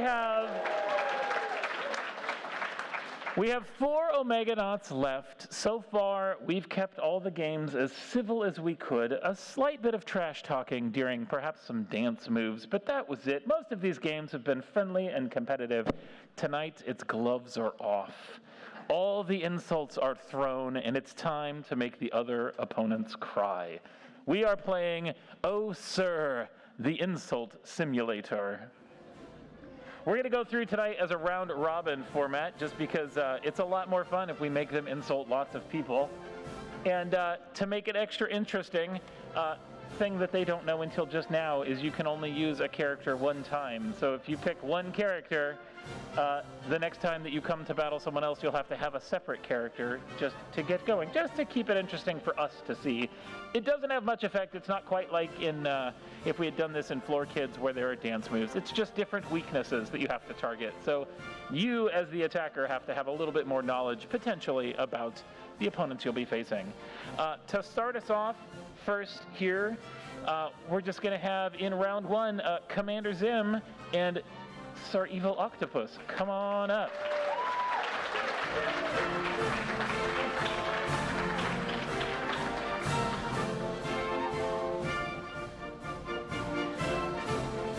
And we want to insult on a couch.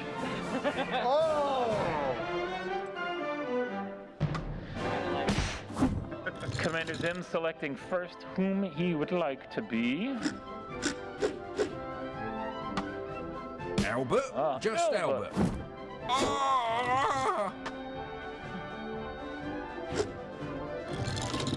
Madness, our old friend. And where you want? Location, pick something fun. They're all fun. They are all fun.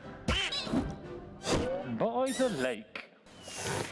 Good morning. Does this dead body belong to you by chance? Of course not. I just borrowed it to put my teacup on. You murdered this poor man to have tea on his rotting corpse? How could I murder him when I was hiding in a shrubbery with my rifle the whole morning? All right, you might have a perfect alibi, but you can't deny that...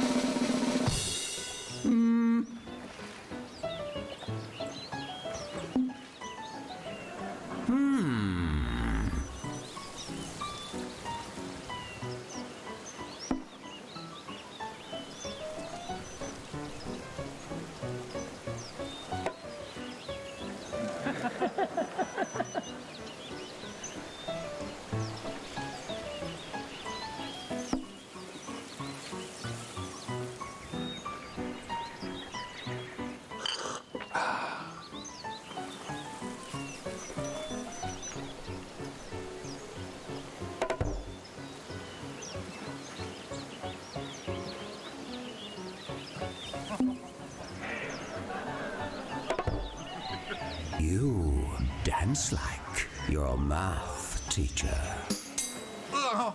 Your mother goes around murdering people.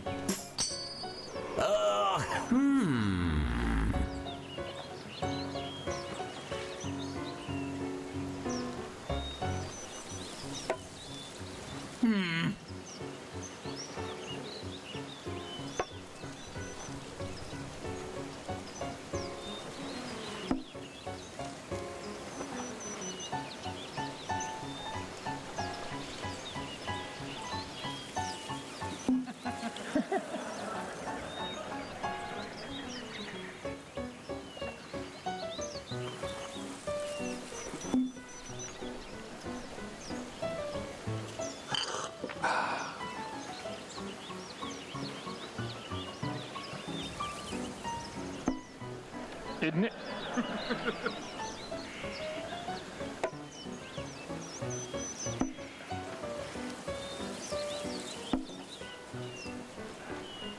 Your hat and your husband were defeated by this poor man. And now let me finish the rites. You don't own a colour telly, innit?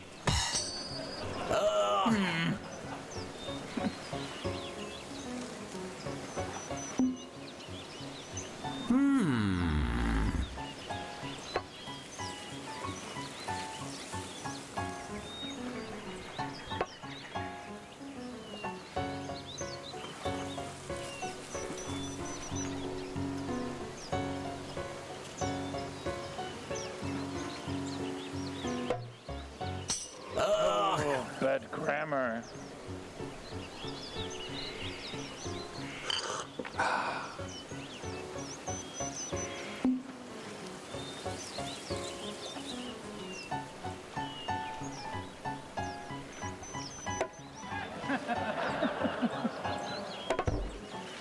Your hat is rude. Hmm.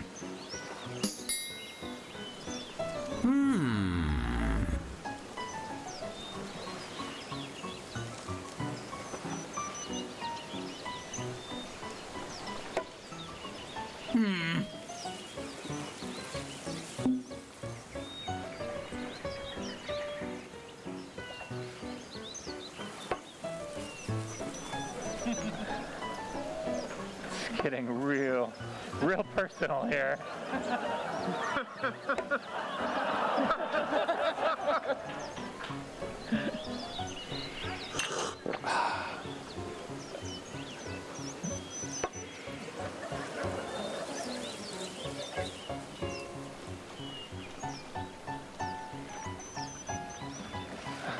Oh, I bet.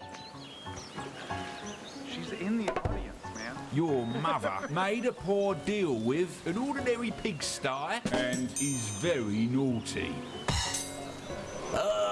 Your wife has a steaming romp with your cousin's car, I bet.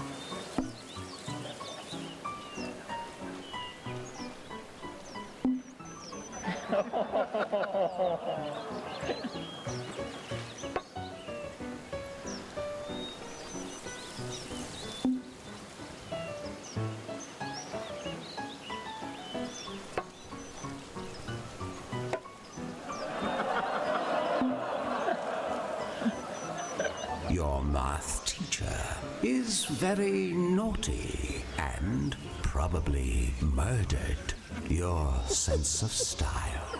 And now let me finish the rites. Rude. Your father has a steaming romp with this poor man, or is it about the way I talk?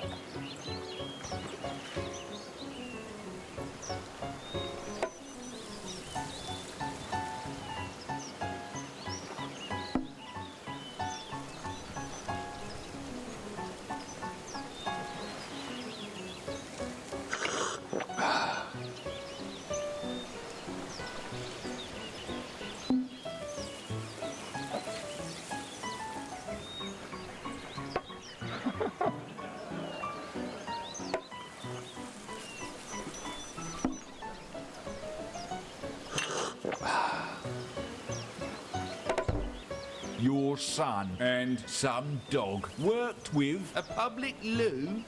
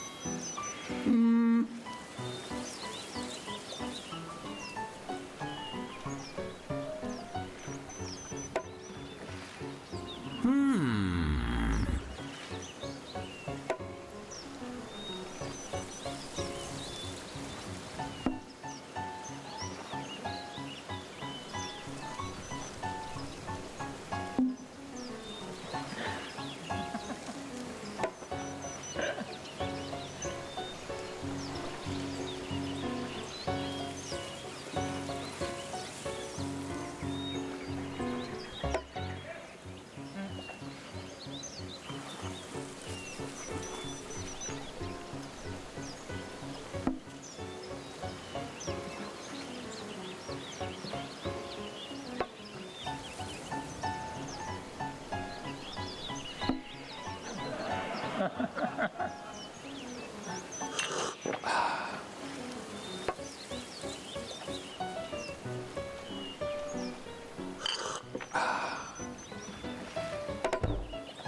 father and your math teacher look like your pimply arse.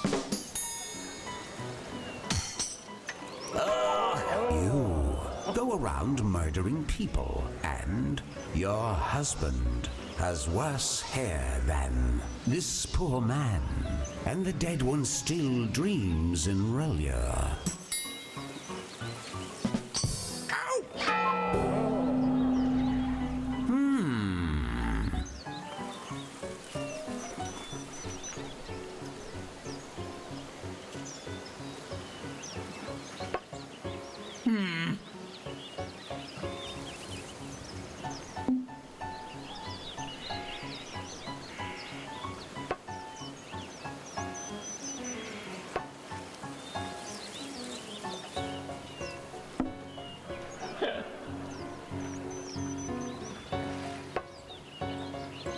Ooh.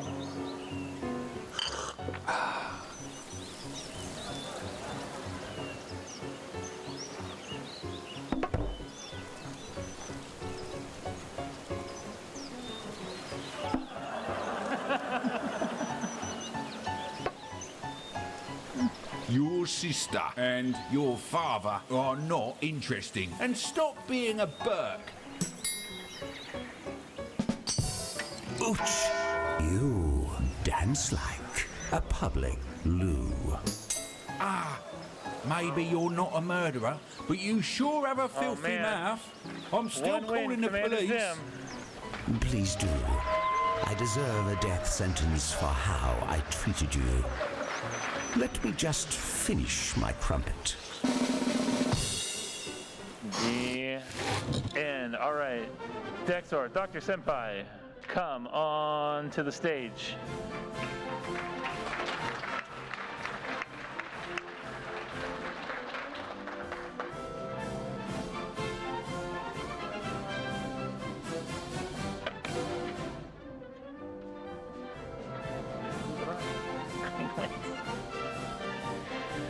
All right.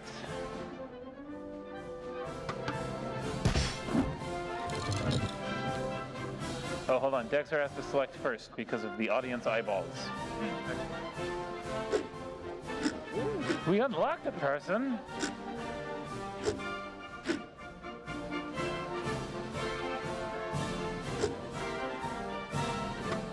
John Shufflebottom. Ow!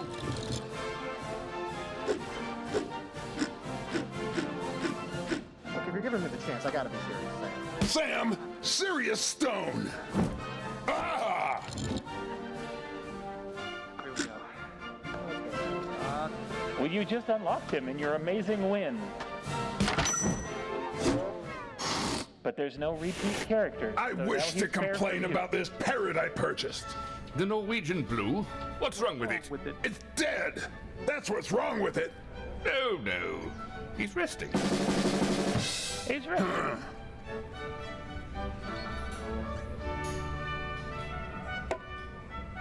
See,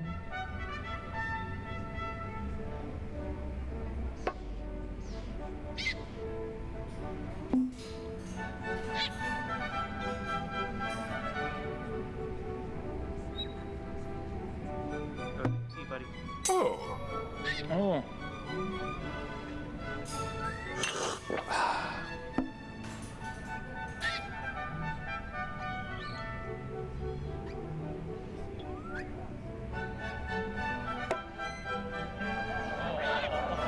Oh, wow. Just going dirty.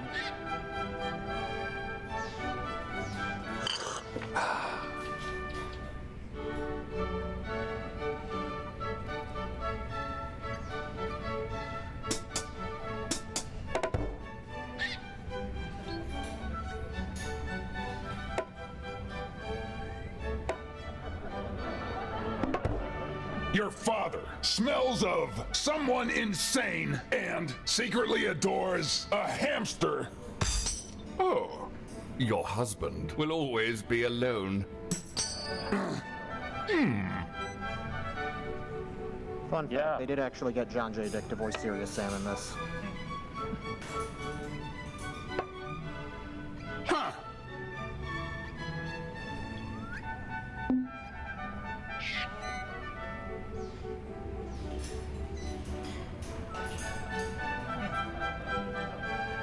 No?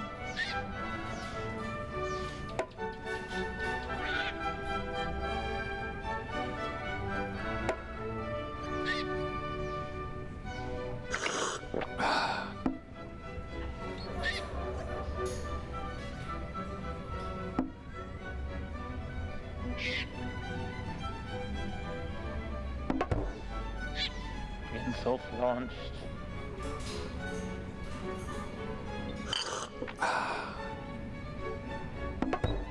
Your father and you tell dirty jokes at funerals. Too serious. Ouch! Your hat smells of a grunting sow. Oh, ha! My heart.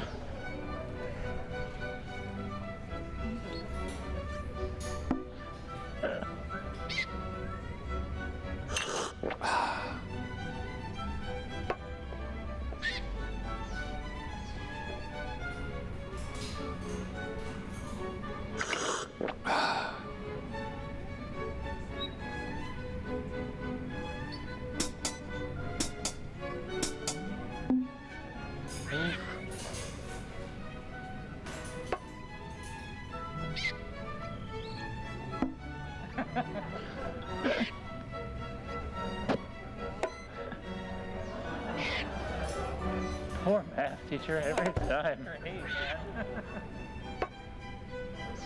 Your father smells of a dead parrot and secretly adores your math teacher. Pardon my French. Rude. Oh! You farted on an English pig dog and a not part of Europe. Ouch!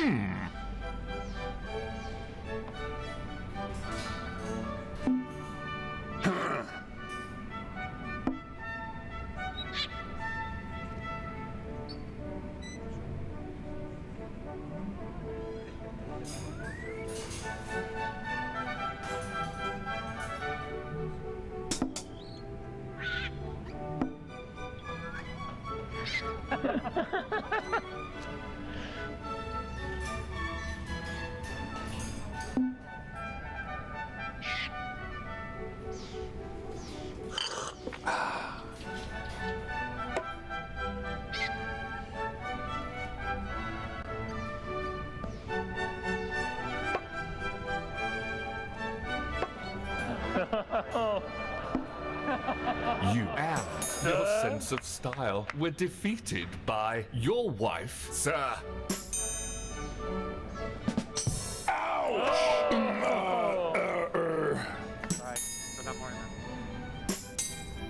You are clearly not a parrot expert. I can assure you, I am qualified to assess his mood. I'm sorry. You were right all along. He's probably just pining for the fjords. Dexor with a brutal takedown. All right, up comes our round robin here. Next up, Dexor and Commander Zim. Helping you get your steps in today.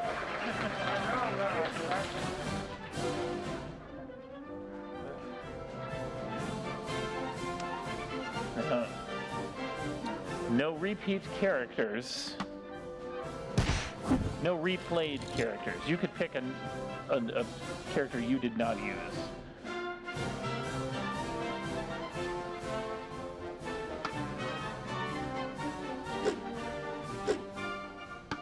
Margaret Aldershaw.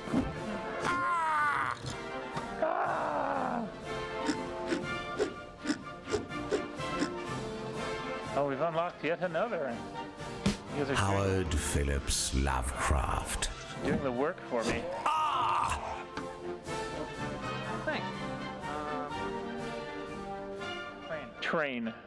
Let's do the train. Train by both? The guy wants to train Excuse me, I believe this is my seat. Your seat? Does it have your name on it? I don't think so, but I have a ticket. First class, eh? You don't look like a first class to me.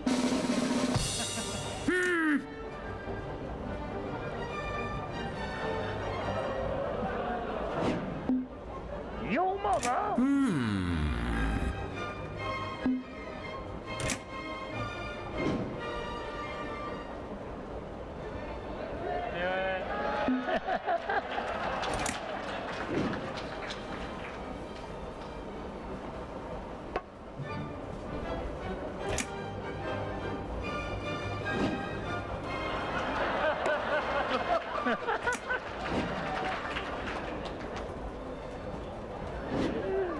With this train.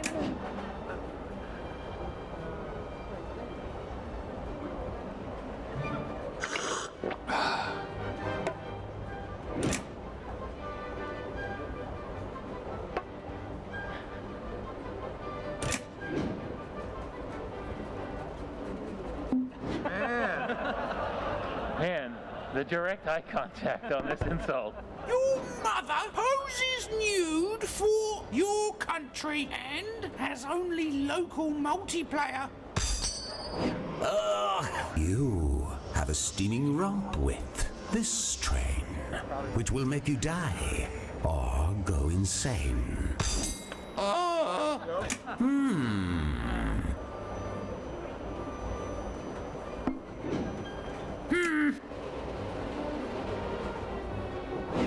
the way, arguably in that context, it's better to have online multiplayer than local multiplayer.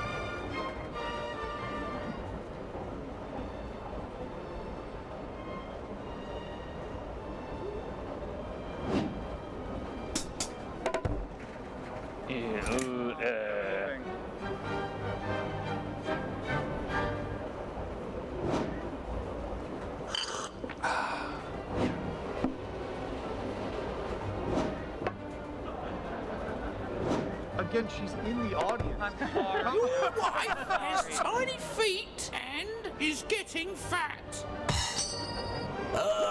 Your father and your cousin's car.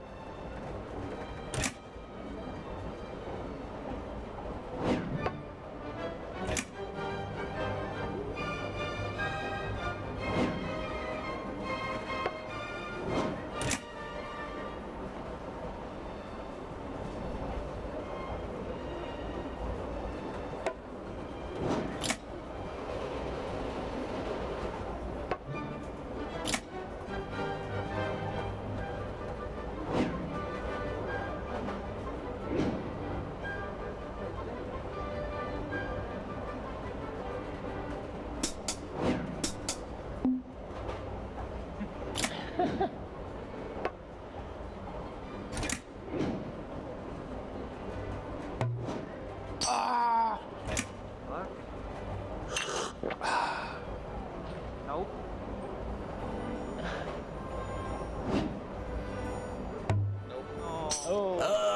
Free damage. Just gotta click it.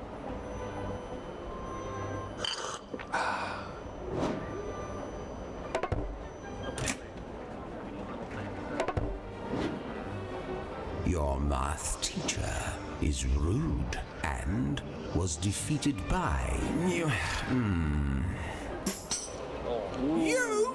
and your son is where you can sit. Not the strongest set of insults there. You need to be meaner.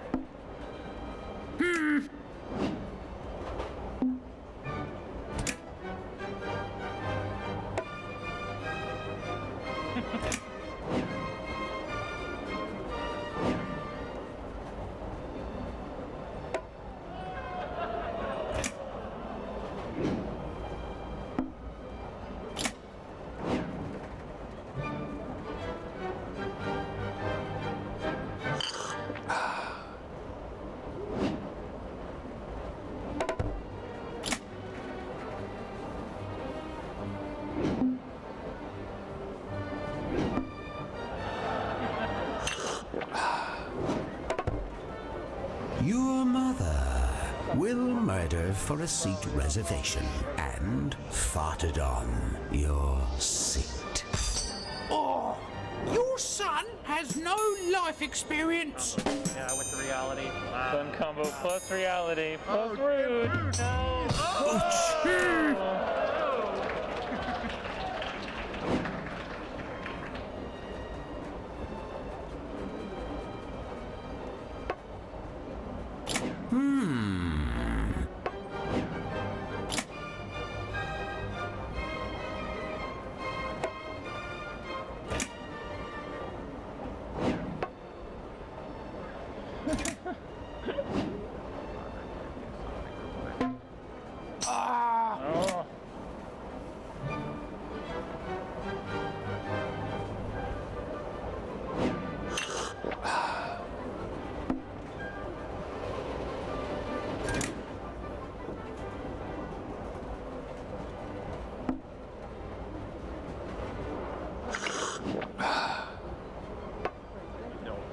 Your seat smells of your hat, young man.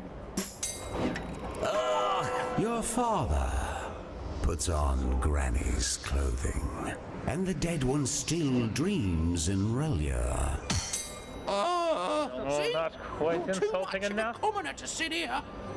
You're right, it's not my ticket anyway. I literally murdered for it. But it Dexor wasn't worth securing it another after win. all. Sir Evil Octopus, Dr. Senpai, please come on down.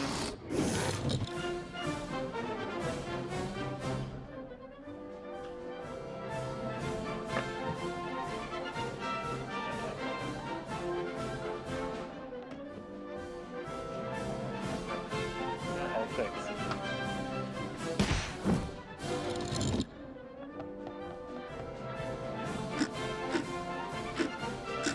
Oh, nice. Albert, just Albert. Sir Evil Octopus, it's Albert. Just Albert. Dr. Senpai coming in as Howard Phillips Lovecraft. What haven't we seen yet? We've done the lake, we've done the train, we've done that. We've got all of them, I guess. It's almost like somebody should have beaten this game Sounds before he like- had it in here. Yeah, back to the lake. Good morning. Does this dead body belong to you by chance? If you want. Of course not. I just borrowed it to put my teacup on. You murdered this poor man to have tea on his rotting corpse?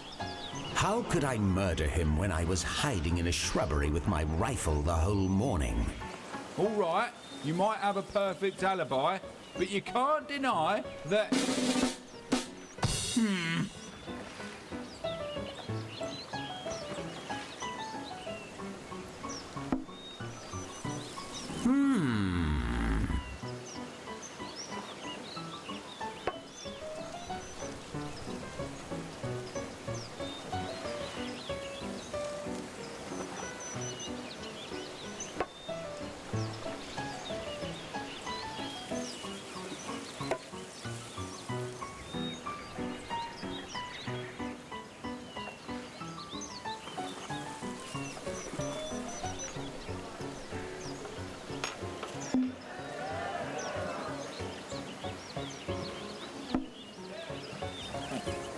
queen.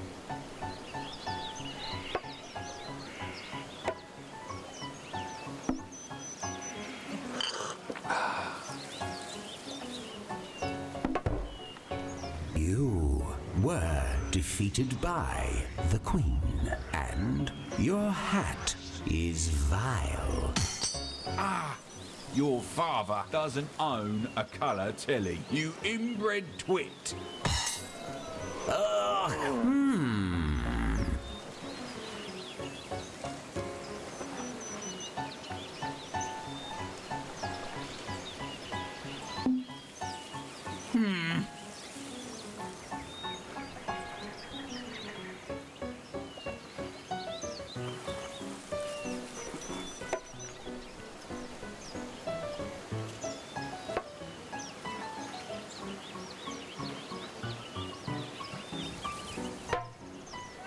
Oh no.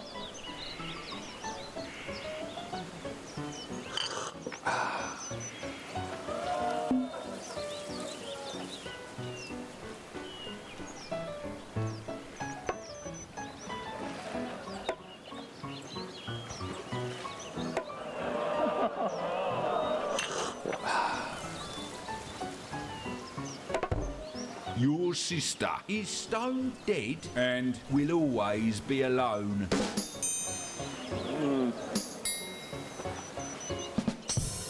Ouch! You...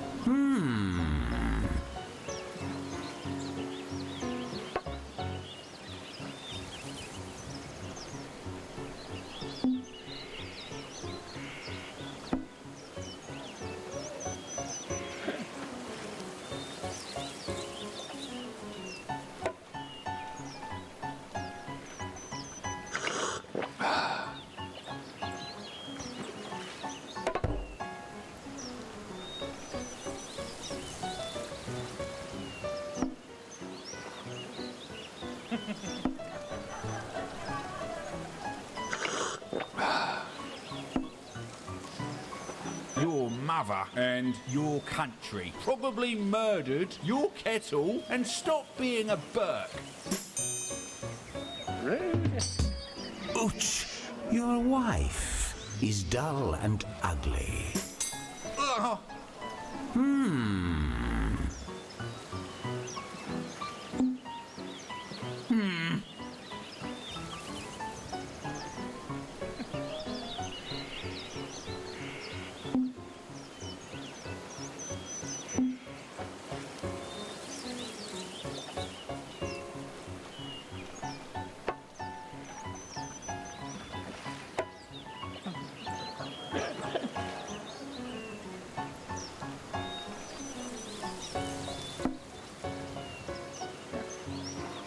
Oh shit. Oh no.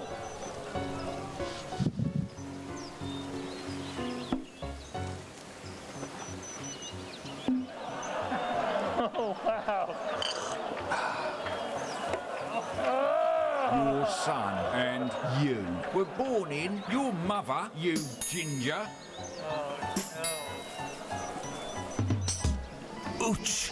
Your father smells of Louisiana swamp priests.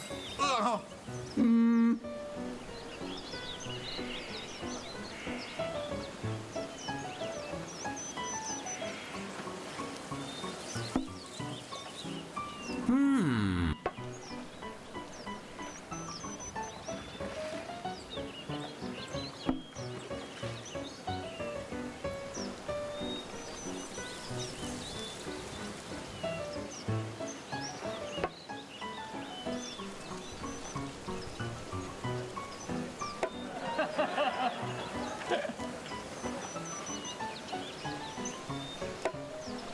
How can your son?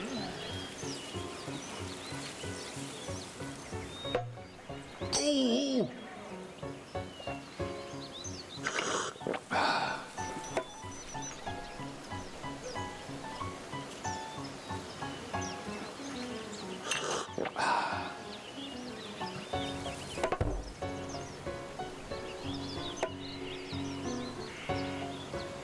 your house, and your son.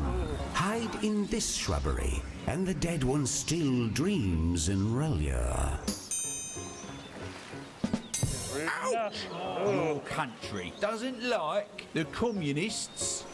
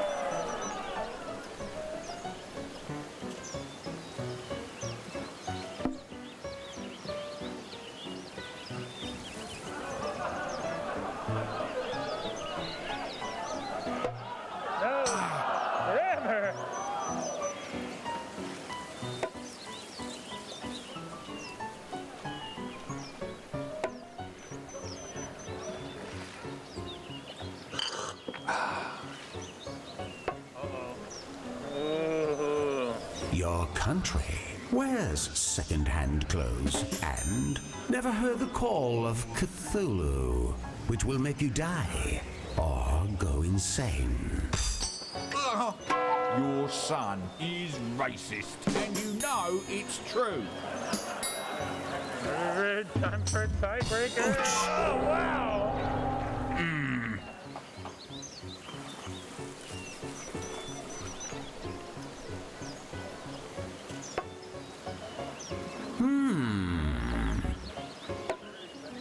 I am at this point. The voices, I don't need to do them.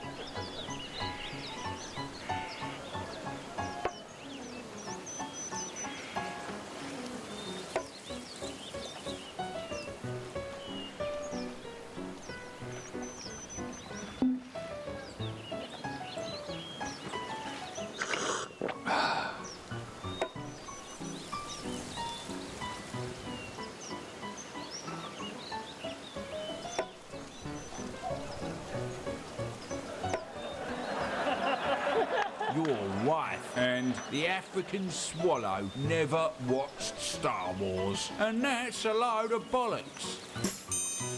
Rude? How rude? Ouch! Your mother had too much of fungi from Yuggoth, and the dead one still dreams in Relia. Oh, maybe you're not a murderer, but you sure have a filthy mouth. I'm still calling the police. Please do. I deserve a death 1 point sentence to for evil how I octopus. treated you. Let me just finish my crumpet. Dr. Senpai, stay here. Commander Zim, come on up.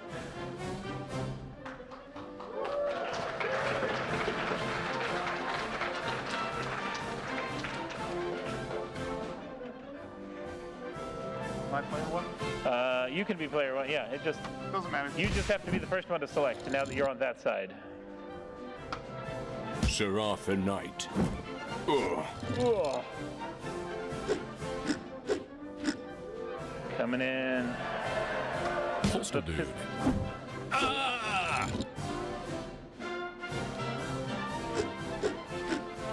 Go by the lake again. Good morning. Does this dead body belong to you by chance? Of course not. I just borrowed it to put my teacup on. You murdered this poor man to have tea on his rotting corpse. How can I murder him when I was hiding in the shrubbery with my rifle the whole morning? All right, you might have a perfect alibi, but you can't deny that... Ooh.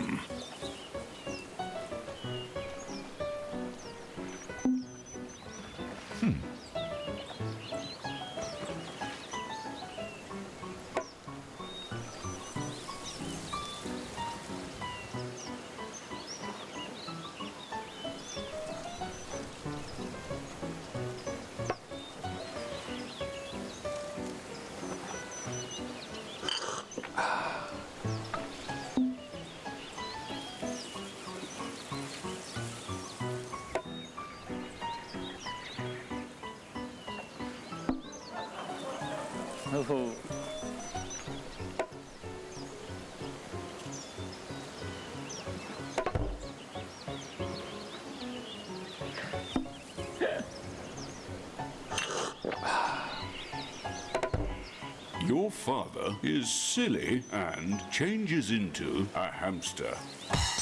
Ugh. Your husband wanted to be a grunting sow. Oh,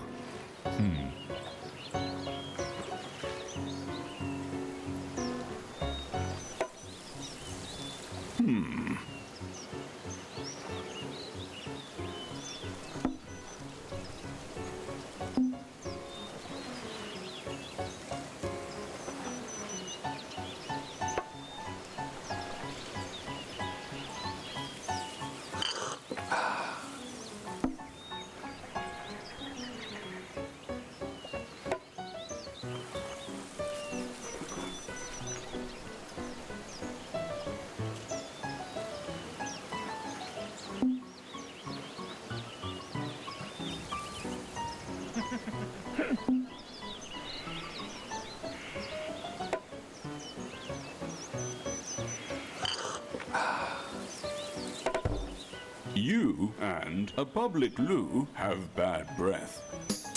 Ugh.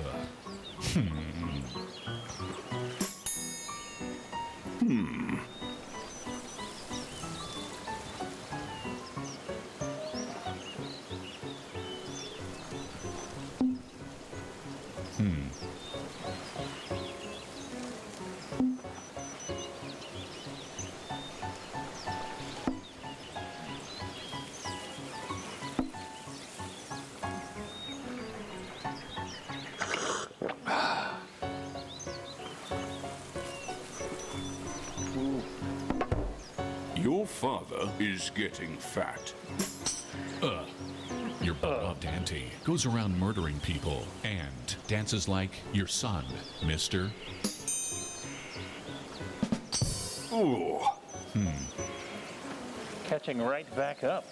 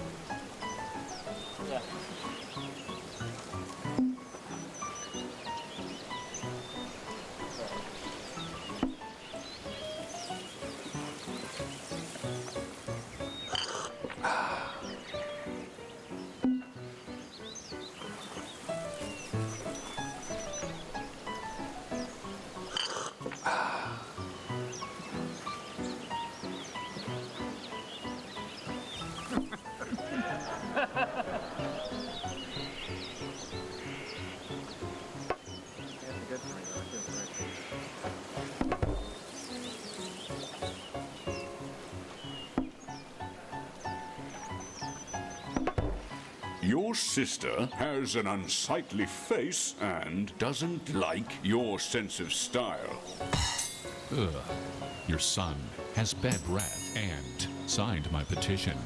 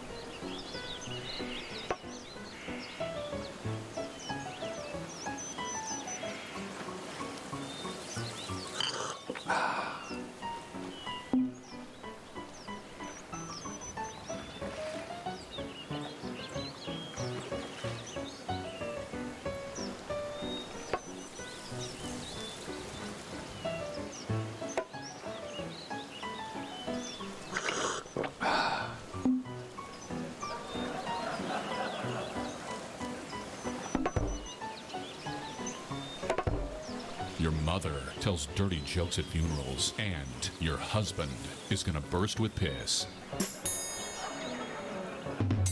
Oh, you and this place probably murdered this poor man. Ouch! I confess, it was me who murdered this man. I need his train ticket. Direct connection, first class. First class? Then killing him for the ticket is understandable. But please, try to restrain from murder in the future. That was a senpai win. All right, that senpai win puts us in a very interesting spot in our time frame with only 15 minutes left. Which means, like all good Omegathons, we have to adjust on the fly. So if we put our little bracket up here, with that button, we can see that right now, Dexor has 2 wins, everybody else has 1. Which means at this point, Dexor, you're safe, because I need to eliminate one of these other 3, which means I need to get them fighting. But we don't have enough time to do a full round with all of these 3. It's just gonna get real interesting. So, we're gonna confer for just a moment. Yeah, skip through dialogue, that helps a bit, but not quite enough.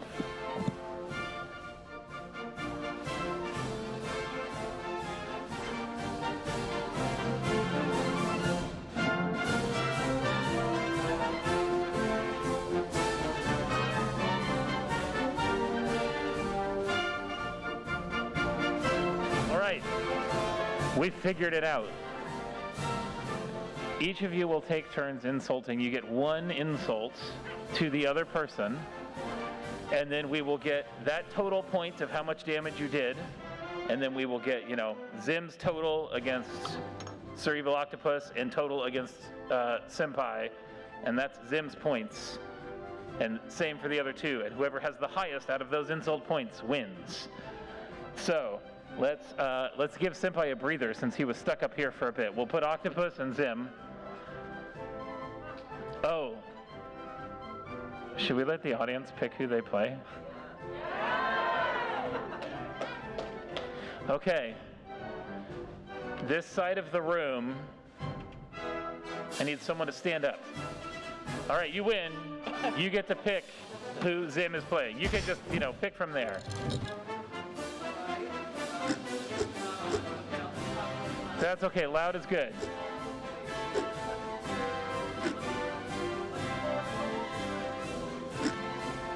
All right. Postal dude. And then on this side, I need someone to rub their head. Yeah, up here in the front, see? I tricked you all. The sun. The sun. What? Which one's the sun? That way, that way, that way. There we go, serious. All right. Sam, Serious Stone. You get 1 insult. 1 whole line. Pet Shop says the crowd, so Pet Shop it is. There we go. No ellipses. No ellipses. About this parrot I purchased. You've got to make a full mean sentence. What's wrong with it? It's dead. That's what's wrong with it. No. He's resting. Oh, that's me. No, you're. Yeah, I'm postal Sorry, dude. never mind. Your mother.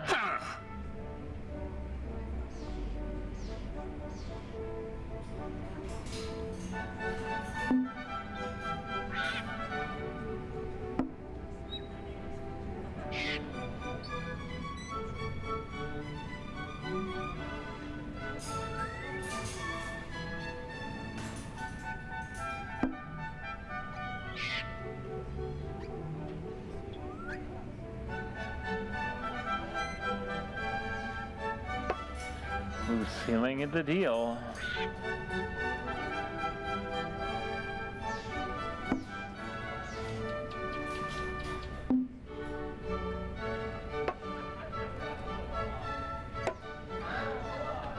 Your house changes into your country and is not interested, like a minging peasant. All right, Evil Octopus, 15 points. Your mother likes to flash in the park, which seemed intuitive in design docs. 15 and 15. All right. Go ahead and hit escape to back us out, because now we're going to quit. We're going to bring up Senpai, and let's send Zim down, since Zim had 2 in a row now. Of course. Of course. No, you're good. Zim's not safe yet. Zim just, gets to move for a moment.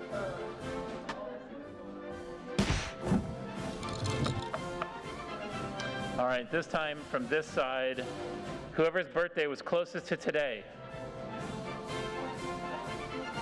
August 27th, that's pretty darn close. Anybody got a birthday closer than that? Oh, right here, up in front. All right, little creeper dude. You tell him who he's playing with. This is for Senpai. You pick. We'll just keep going until you like one of those characters. Who do you like? H.P. Lovecraft, he says. Howard Phillips. And on this side, we need a person who owns 4 cats. 3 cats. There's 3 cats in the back. I knew I could get a pretty high number of cats. All right, keep going. Ship. Who? All right, the madam. There we go. Margaret Oldershaw. Pick a place. What? Train converter. Train says the center. The center gets to pick the location. Excuse me, I believe this is my seat. Your seat? Does it have your name on it? I don't think so, but I have a ticket. First class, eh? You don't look like a first class to me.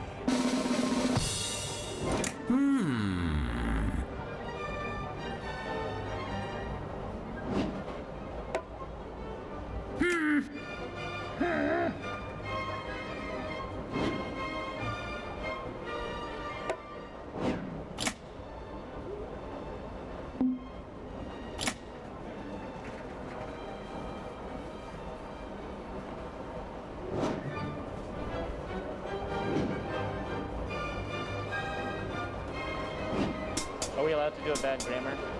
Well, sure. Or you could miss.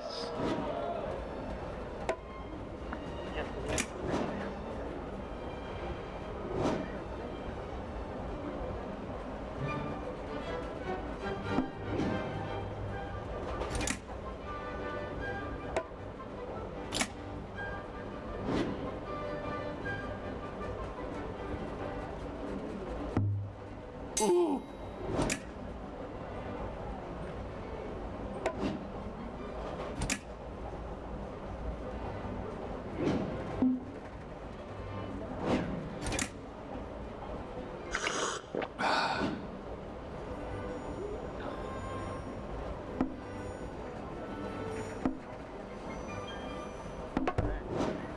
Your mother was a lumberjack, and your sister doesn't like your math teacher.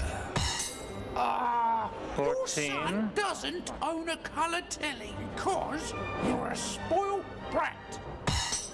Well, that was 12 for Senpai, right? No, that's 12 for Senpai, 12. Oh, 12 for Octopus, 14 for Senpai. Okay. Come on, Octopus, head on down. This is now Senpai.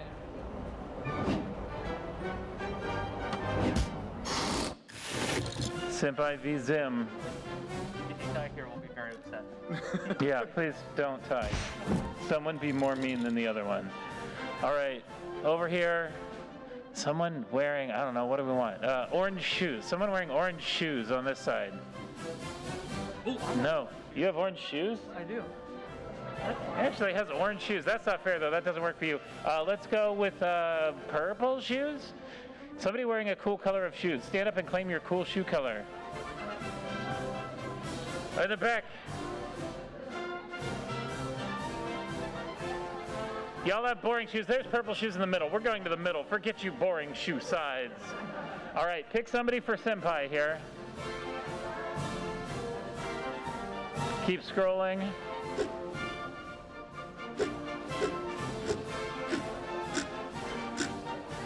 That guy. This one? Yes. John Shufflebottom. All right, over here from this side, I'm just going to say someone wearing neon green light up armor.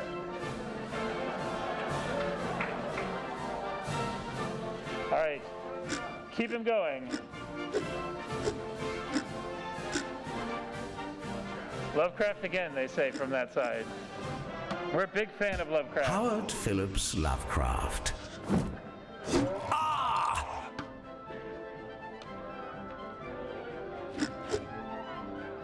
Pet shop. Let's finish it with that poor dead parrot. I wish to complain about this parrot I purchased. Parrot. The Norwegian Blue. What's wrong with it? It's dead. That's what's wrong with it. No, he's resting.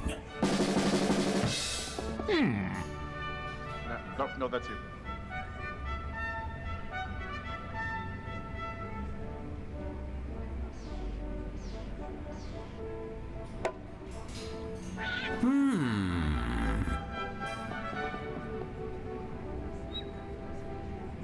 You.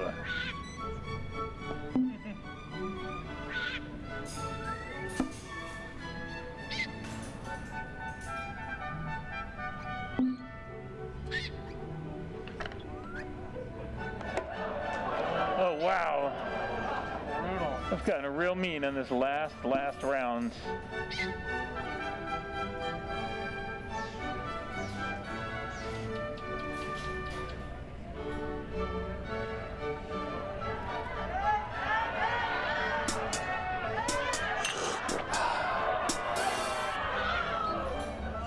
Get it.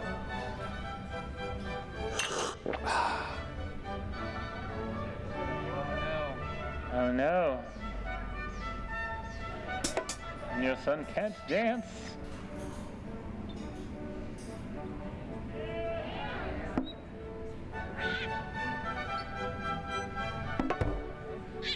Okay, your son works with the Nazis and acts like this parrot. This is important. Worked with the Nazis and act like this parrot. Oh, 14. Your hat is worthless, and your son can't dance. 14. So I have the final scores. All right, here we go. I hope my math is right.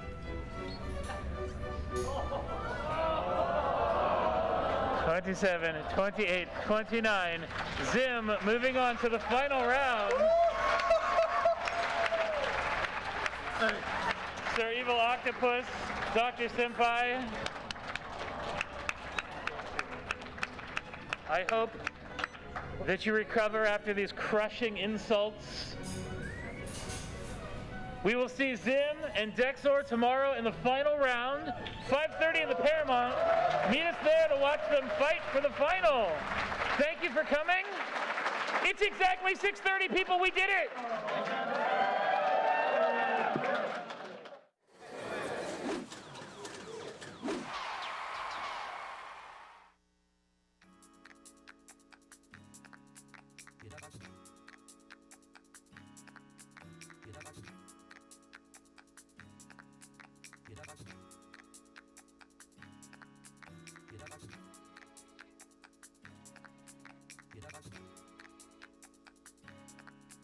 Get up.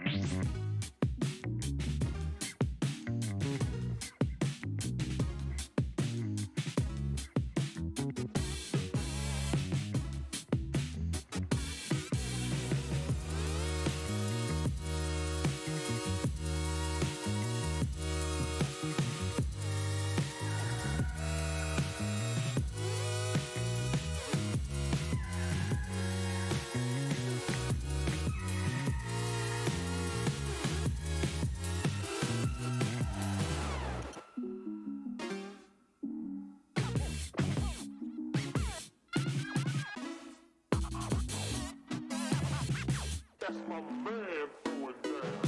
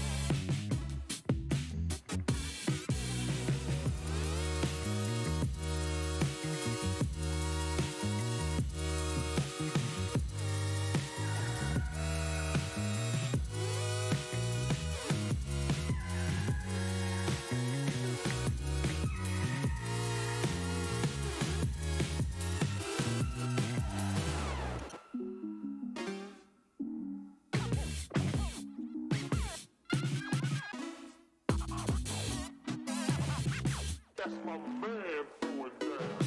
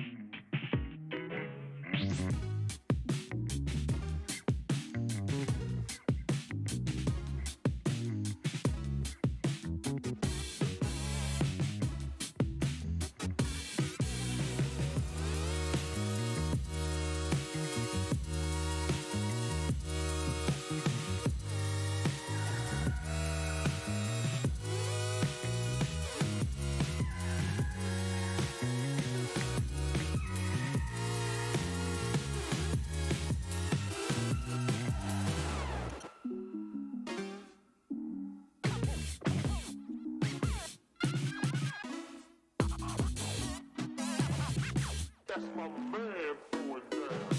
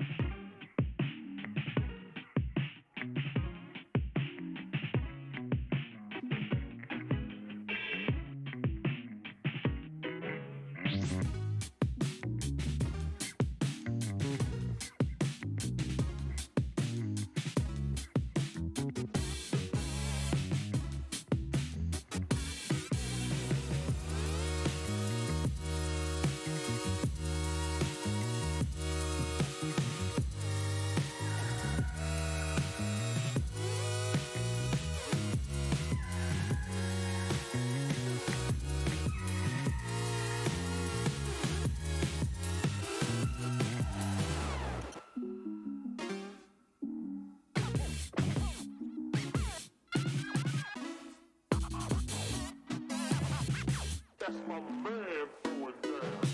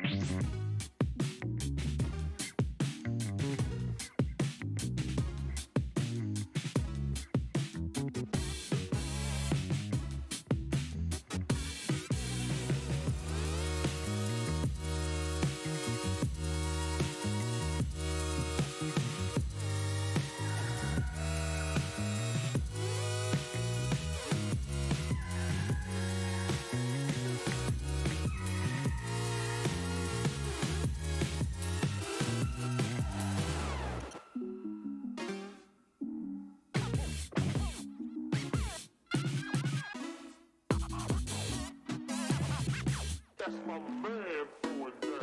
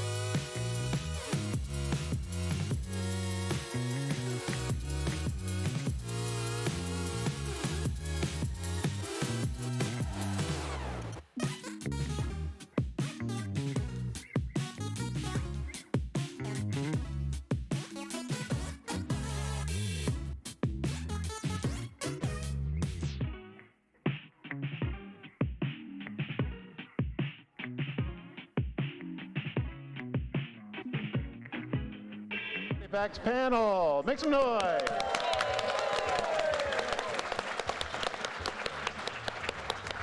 My name is Warren Arnold. I'm a director at Jackbox Games. Right here to my right is Ryan DeGiorgi. Hey guys, how are you? I'm also a director. And tonight we have a wonderful panel for you. Let's just go right on down the line. Right here to my right, we have cartoonist, writer, performer Chris Straub. To his right, the events manager for Penny Arcade, Laura Stringer. The senior writer at Gearbox Entertainment, Sam Winkler. Illustrator, animator, and storyboard artist, Nick Trujillo. And of course, co-founder and writer at Penny Arcade, Jerry Holken. What a lineup. So let's get right on into it. We're going to play a game that's coming into Party Pack 8. It's called Job Job. So they're going to be applying for a fictional job. They're going to do some ice-breaking questions, just type a bunch of words. They're then going to use each other's words to answer their job interview questions. Hilarity, hopefully, will ensue. So you should be, everyone's into the game, I assume? I believe so. All right. Waiting for the game to start. Now, at our last panel, Jerry called this viciously competitive fridge poetry, and I like that description. You'll see. You'll see. All right. Now, if you're watching along, put that room code in, join in the audience. You can vote. Welcome, and pick your potential favorites. hires. We're thrilled you applied for this exciting employment opportunity. If you haven't guessed, I'm the boss around here, but I like to think of myself more as a buddy. A boss buddy. Water? Someone will get that. I can tell you're all great candidates. Unfortunately, there's a whole bunch of you and only one job. It's incredibly stressful. For me. That's why I developed a revolutionary new hiring process. I'm going to interview you all at once and force you to judge each other. Whew, I feel more relaxed already. Deborah, clear my calendar. It's time to get to know our candidates. My first rule of management, always set clear expectations. And I expect us to be best friends. So let's get started. I've sent some icebreaker questions to your device. Answer them any way you want. There are no rules, except this one rule. You gotta use at least 5 words, okay? You gotta get descriptive so I know I can rely on you for juicy office gossip. It's my first rule of management.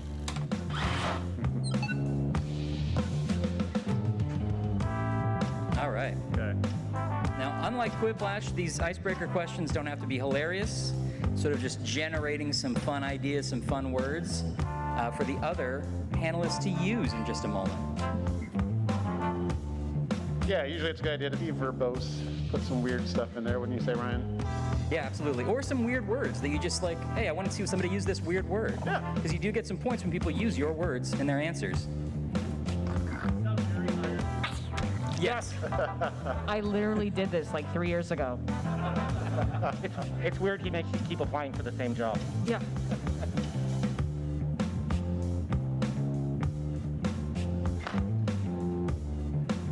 Now, Ryan, what's going on with the motivational posters there? Well, I'm glad you asked. So those of you in the audience, you'll get to vote along to pick the best answers, but right now, while our contestants up here are writing, you will get to choose, as the sort of board of directors of the company, what goes on these motivational posters.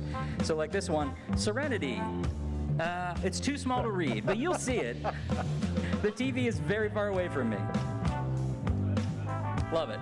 So you, as the audience, will pick which words get used on those posters and which photos get used on those posters. Yeah, so just over 30 seconds left, and we'll see what they came up with. Ryan here was the editorial lead for Job Job. Yes, you can blame me for anything you don't like about the game.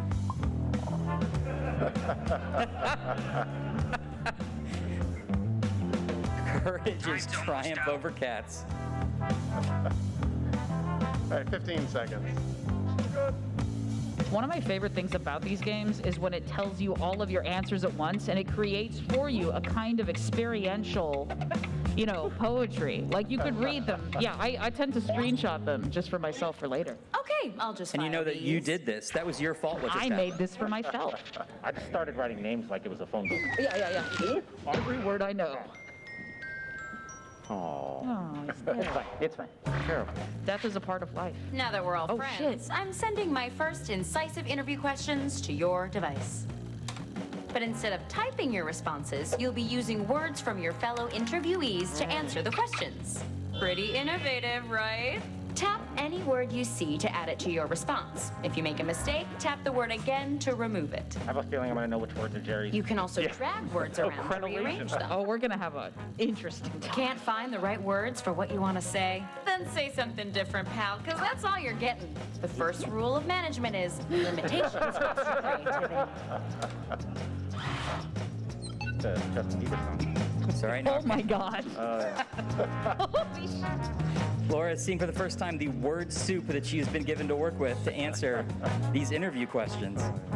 Truly incredible. No.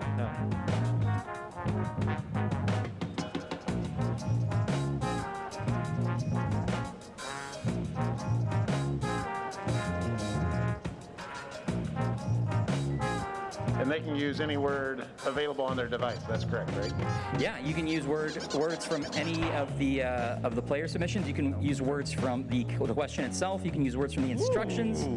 You can drag your own name into answers from the top bar. So yeah, there's a lot of flexibility, and often it's very funny to use punctuation in a weird way. We found.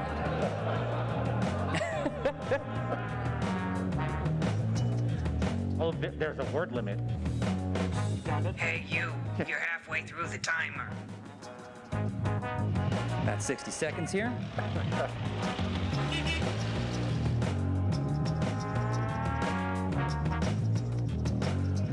Oh God, there's more questions. Yeah, there's another one. Yeah. They keep coming.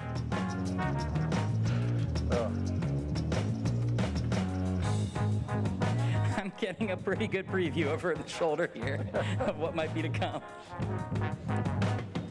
Is that meddling? Is this meddling in the affairs of state that you're like, ha ha ha, look at that one. It's awful. No, you'll never know which one it was. Oh Lord. Feeling is for closers. I like the eyes. Is that a picture of me? I'm pretty sure it's me. This is Yeah, really you signed unfortunate. the waiver for that. Yeah, I did. Oh my God, that's what that meant? Yeah. Oh, shit. My answers may not be great, but I interview really well. 5 seconds. There we go. Let's see what we've got here. How much can you lift? These are both pretty great, but I like one of them better. I just need you guys to remind me which one. A filthy, Cast your vote filthy now. zebra.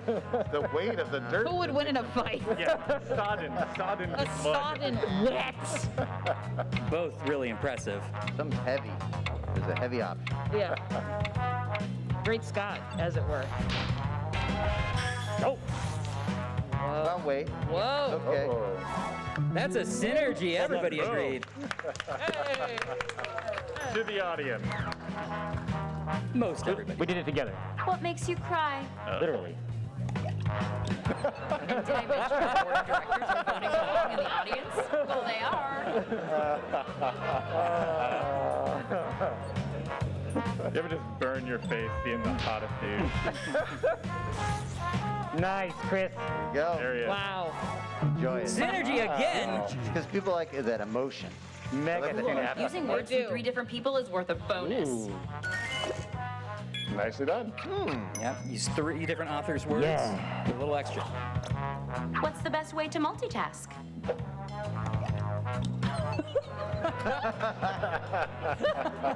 Hey, well.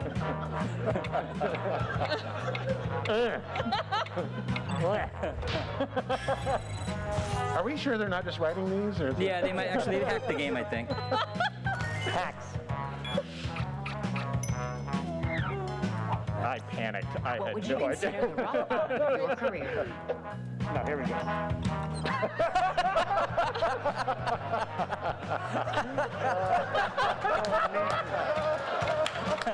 That's wow. Delicious. That's a hard one. Not euphemistically. No. Whoa, look at that split. But well done, another synergy. So good. Now, is there VOD of that, or? What's your biggest guilty pleasure? Oh, wow. I can't believe that worked. I can't believe it worked. That's tough. That's tough. I've had both of these dreams. Exactly. Yeah. How do you choose? Oh. Depends on what day it is. Those were the same day. I was so scared. Yeah, synergy this time. Turn in early that day. Another synergy. Hey, let's strong day. Teamwork making that dream work. It's never gonna happen again. Oh. I'm gonna completely just eat watch shit the rest of the Watch this. I'm not much for Stringer reading, but column. from what I skimmed, Watch you it guys rise. did great. Let's see who's in the lead. Whoa! I'm sorry. Commanding. Okay. I'm sorry, Chris. 100%. Good So, effort, if you read that from everyone. right Let's to left, regroup though, I'm with some winning. more Yeah, that's right. icebreakers. Okay, back to business. Answer the prompts with whatever comes to mind. Open up that word hose and let her rip. Yeah, don't be so modest this time. So.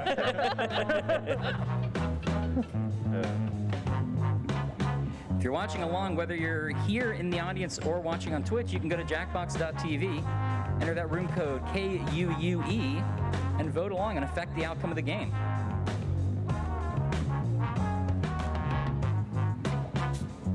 The owl is starting. I'm taking it personally now.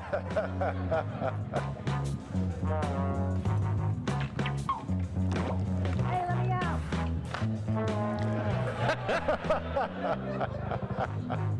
Is this an NFT? I'm here to inform you that you've used half your time.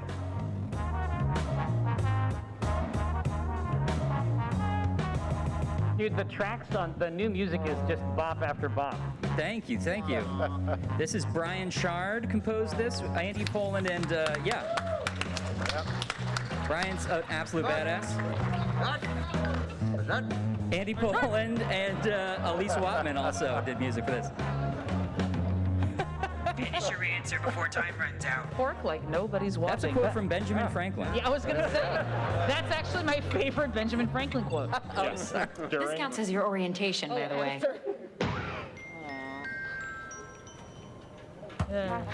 Round 2 of questioning. This time, I want to know how you would handle some tough workplace scenarios. Remember, you can use any word you see on your device in your answer. Try grabbing a word from the question itself. Sure wish I'd asked these questions to that stapler we had to let go. If you click round 2, it flips around. That's sneaky. I love the face on the desk. The face desk face. It's good. Oh yeah, that's a favorite.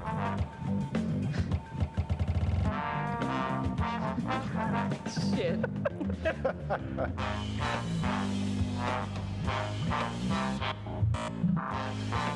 So this round, the questions are going to be a little more situational, hypotheticals, workplace scenarios you might have to deal with. Okay. See how it pans out for our panelists.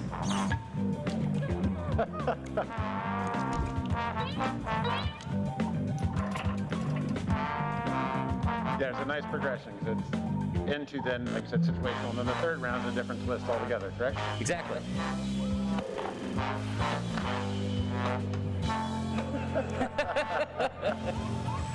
It's something.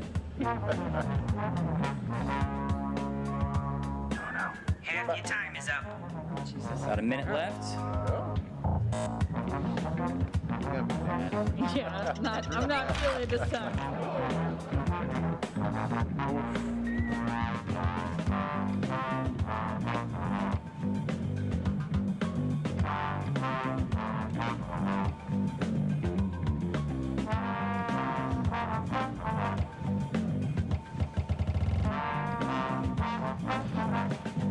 I got the callbacks.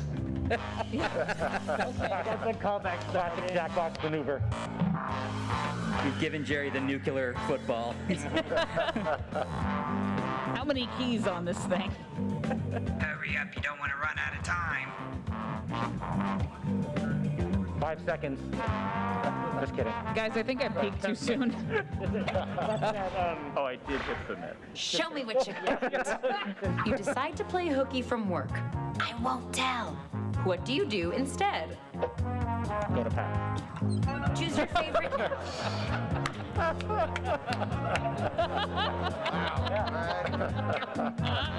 Oh my God.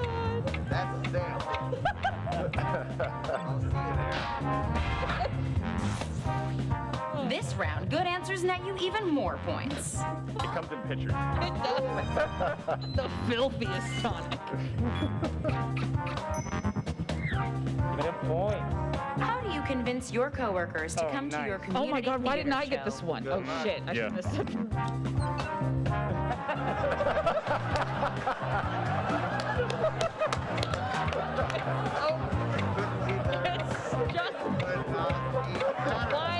Why not? I said, holy shit. Come on, man. Yeah, I'll take it. I'll take it. Wow. Hope you've all enjoyed the last Jackbox party If we had pack. to Yeah, I was fire gonna you say. someday, how would you prefer to be notified?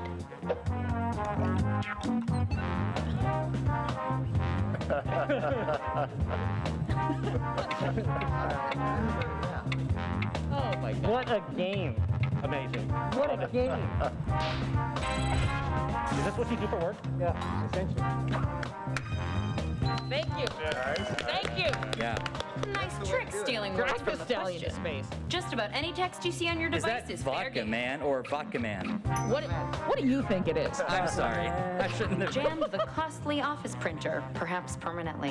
What do you do?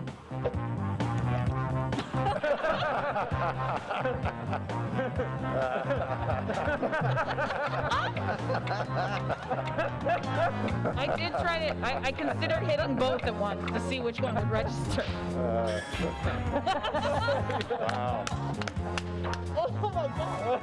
Synergy. Just having a panic attack. Can you give us a read really quick? No regrets. Goddamn fucking money. God, be quiet. I need to make money.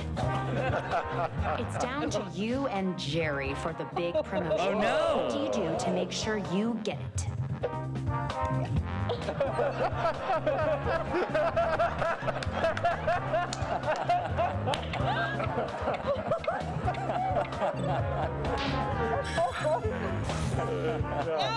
Correct. Wow. I'm sensing a theme. There's a running theme here. Yeah. Yes. Oh, God. So much wetness. Good job. And speaking of jobs, let's see You're who's way most likely to down get with it. one. Oh, get rid of it. Oh, man. Let's go. Legally, Look how I close have that to is. tell you that none of this is But binding until a corporate contract is ladder, in let's place, go. blah, blah, blah. Let's do one more icebreaker. It's actually great that it's in order. Yeah. Yeah, Don't you know what, we'll overthink leave it. like Just put down whatever enters your mind. Unless you're thinking about a nap in a comfy hammock. I gotta stay sharp for this interview.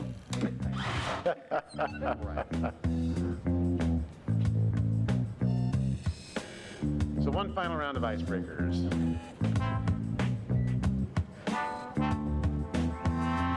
What do you think of the game so far, Ryan? I don't know, it's okay. Actually, this game was pitched and directed by Brooke Bright, and I always tell her, like, since the first play test, it's a game where I never don't want to play another round of Job Job. It's always fun, it's always funny. Halfway through the I really, It's like blather round, right? yeah, You're always exactly. in the mood for it. Yeah, absolutely. I could always go for it. And I'm an unbiased source, so everyone should buy the game. That's Not true, that we've I never would have met, written, right? but So- hey, I already have a job.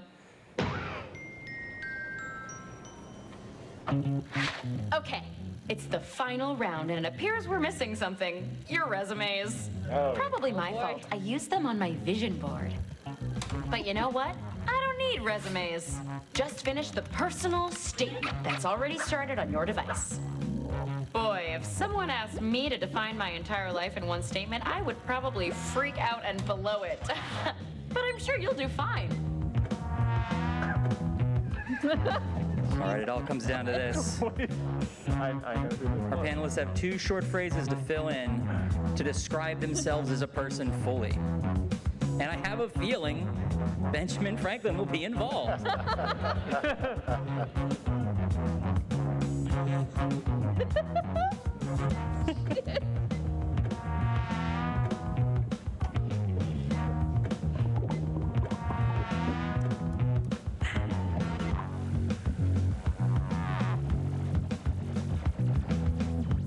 I probably shouldn't be done with it. Yeah. I mean, You should be the spirit halfway speaks to done you. now, okay?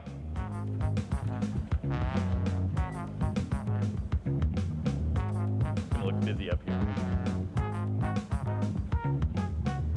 About 30 seconds.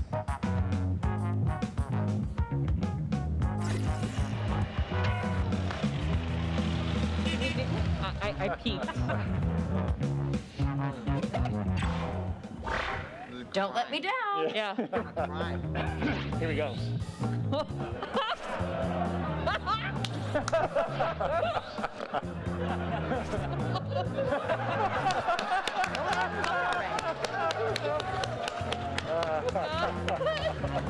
It's very good.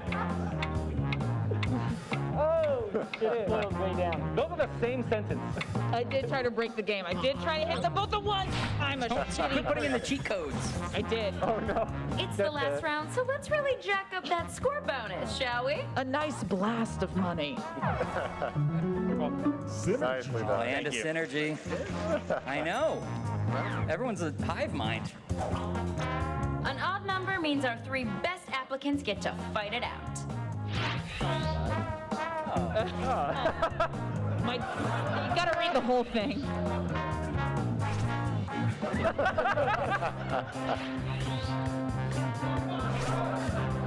Wow, okay. All right. That's cool.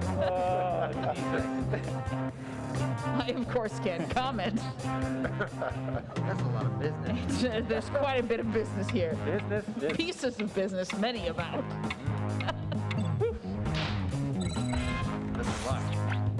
Oh. Wow. Oh. All right. Oh, wow. Whoa. Wait a All minute. right, there you go. Excuse me. What? That's big points. This is happening. I don't. Big money.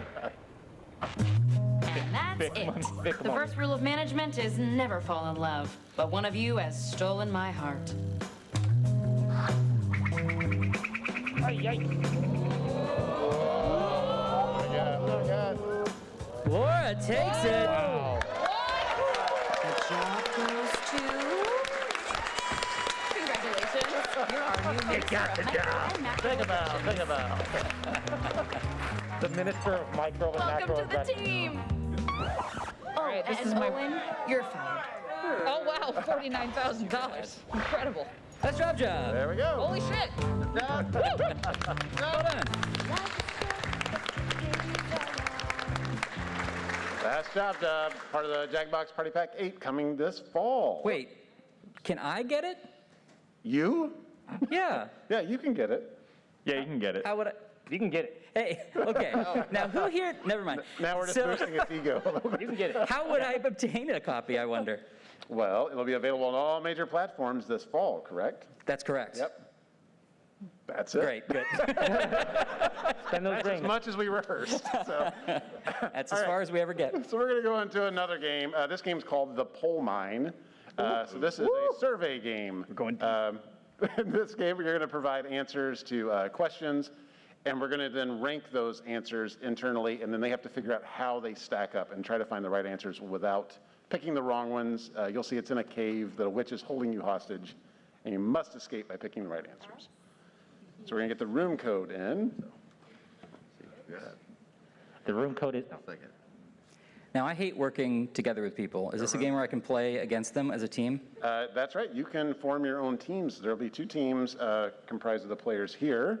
The audience, you'll be able to play along and provide the answers they'll be trying to guess the popularity of. So let's say you're playing this at home. You can be changing teams, going back and forth across that bridge. He's scared. Wait, did you? Did you? No. No. Well, that's cool. I'm sorry. Y'all are weird and bad. We are. Bug. You're the one who submitted that. Who else? That one. No. Not I'm that sorry. One. But may I ask? I think that just you. No. Yeah.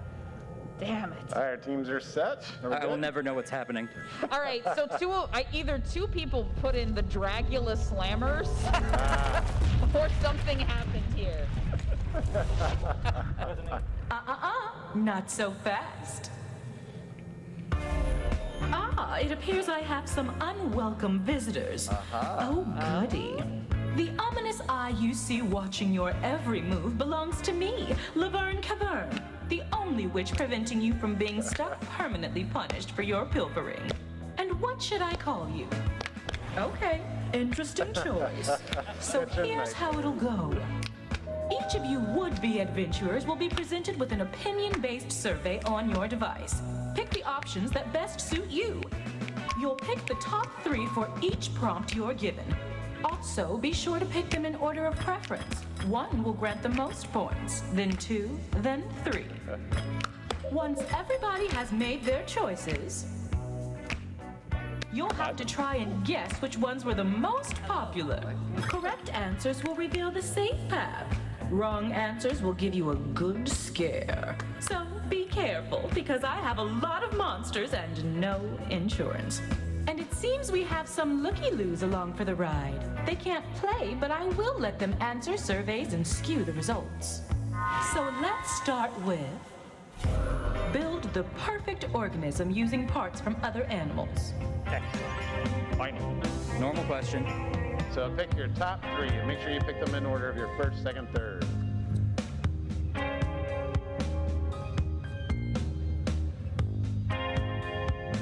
And if you're at home thinking, hey, that looks cool, put that rim code in and join in. You get to answer the questions, and that will skew the results. Now, Warren, Excellent if I picks. were somebody, I would want to play these great new games myself. Yeah.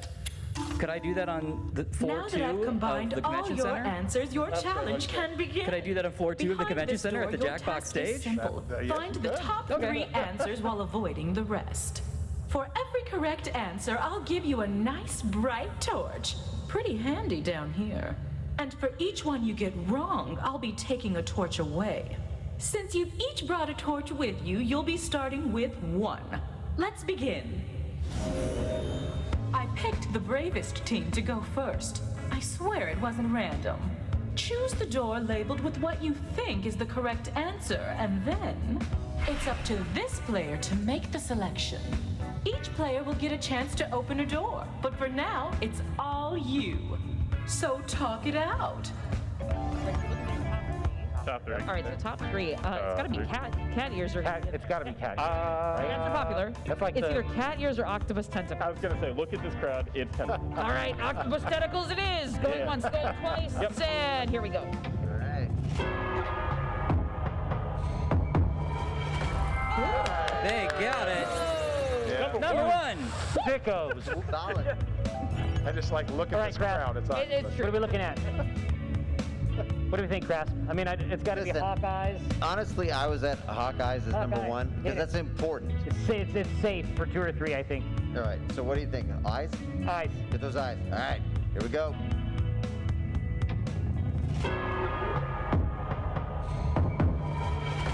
Rock and roll. Nice. All right. Good answer.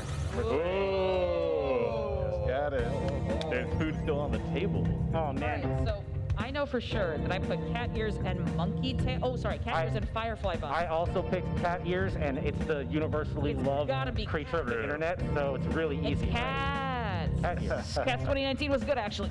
Yeah. Hot take. Yeah. Yeah, we good? Spicy takes. Go. Survey says. Well done. Very nice. The results all result in success. Excellent showing. That's great. Nasty. No one wants poor little frog legs. Firefly Bud did quite Time well. to settle some scores. That's my second. If that survey didn't tear your team apart, let's try another. And this time you'll rank 4 choices instead of 3. Groovy? Which would be the worst animal skin to replace your own skin? Got a little bit of a theme I've had going this here. dream. So. Yeah, finally, I have use for this list. the one that I've been making for years. These questions feel like they're leading to something. Oh, We're going to make a creature in a moment. So yeah.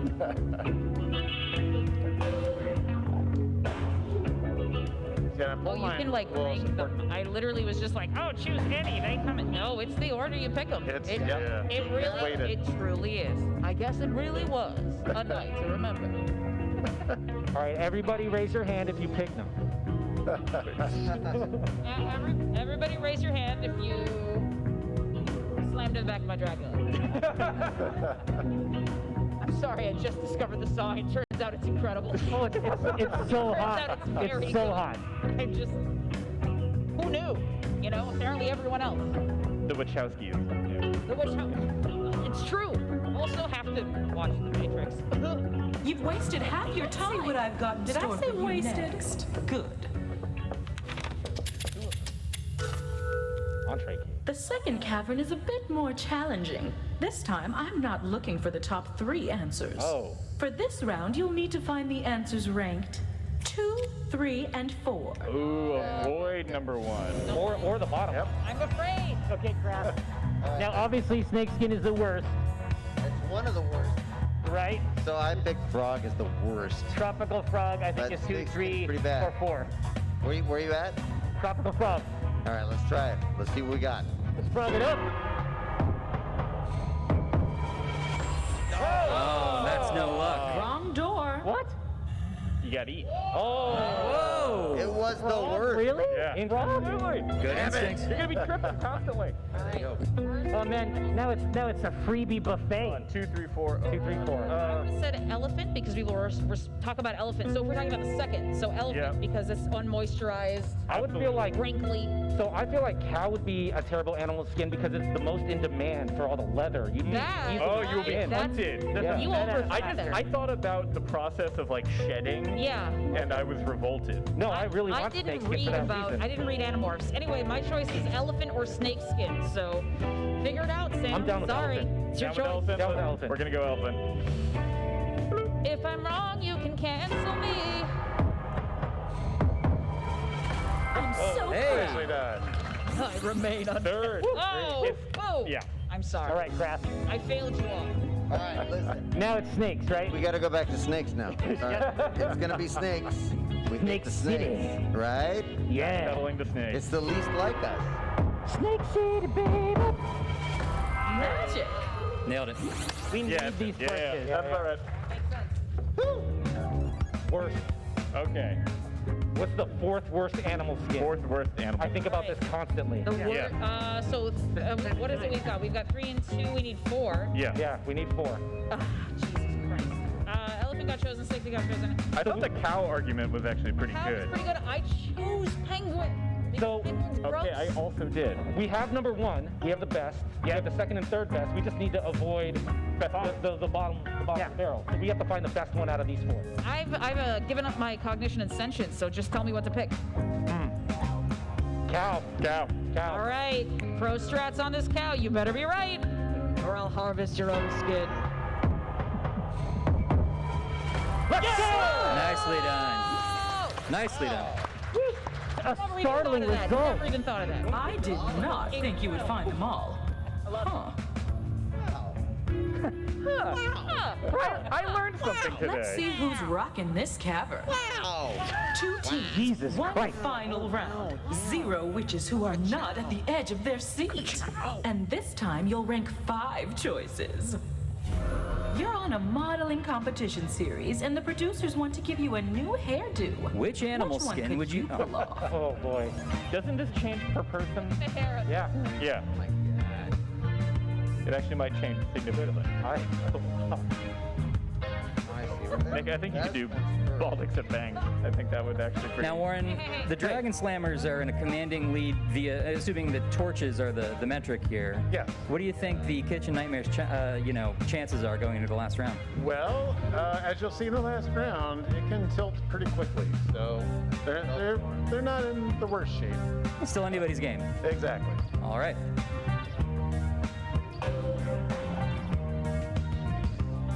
I'm not proud of what I've done today. I hate it. I don't like it. I hate everything I did.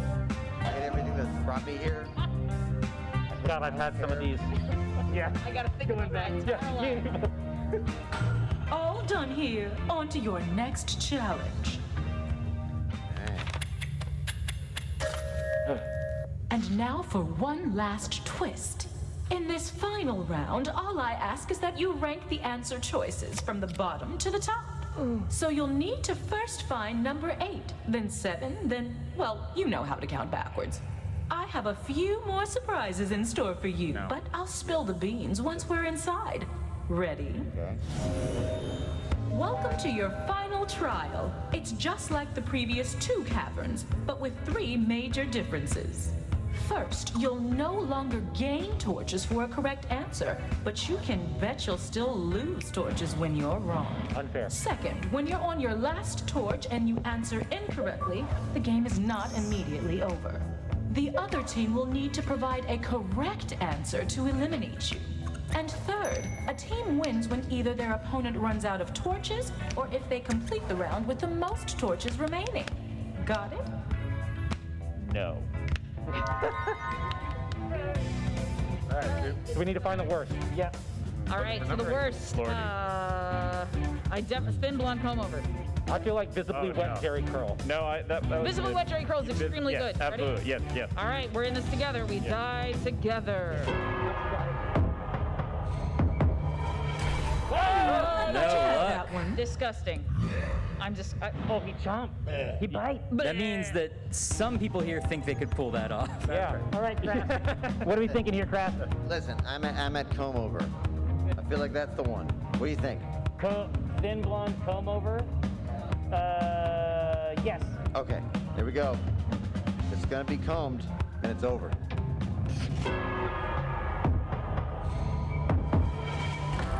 Whoa. Number 8. Nag nabbit. We hate it. I don't like it. No. Except I hate it though. Okay, whose choice is it this time? It's my turn. I feel like an 8-pound beehive is I such a chose liability. It. I chose it. It could be only me that chose it. Yeah. Because I could rock it.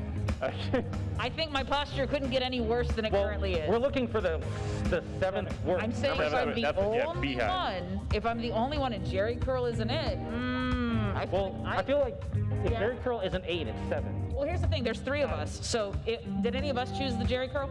I did not. And you didn't? I think Jerry Curl was my 8. Okay.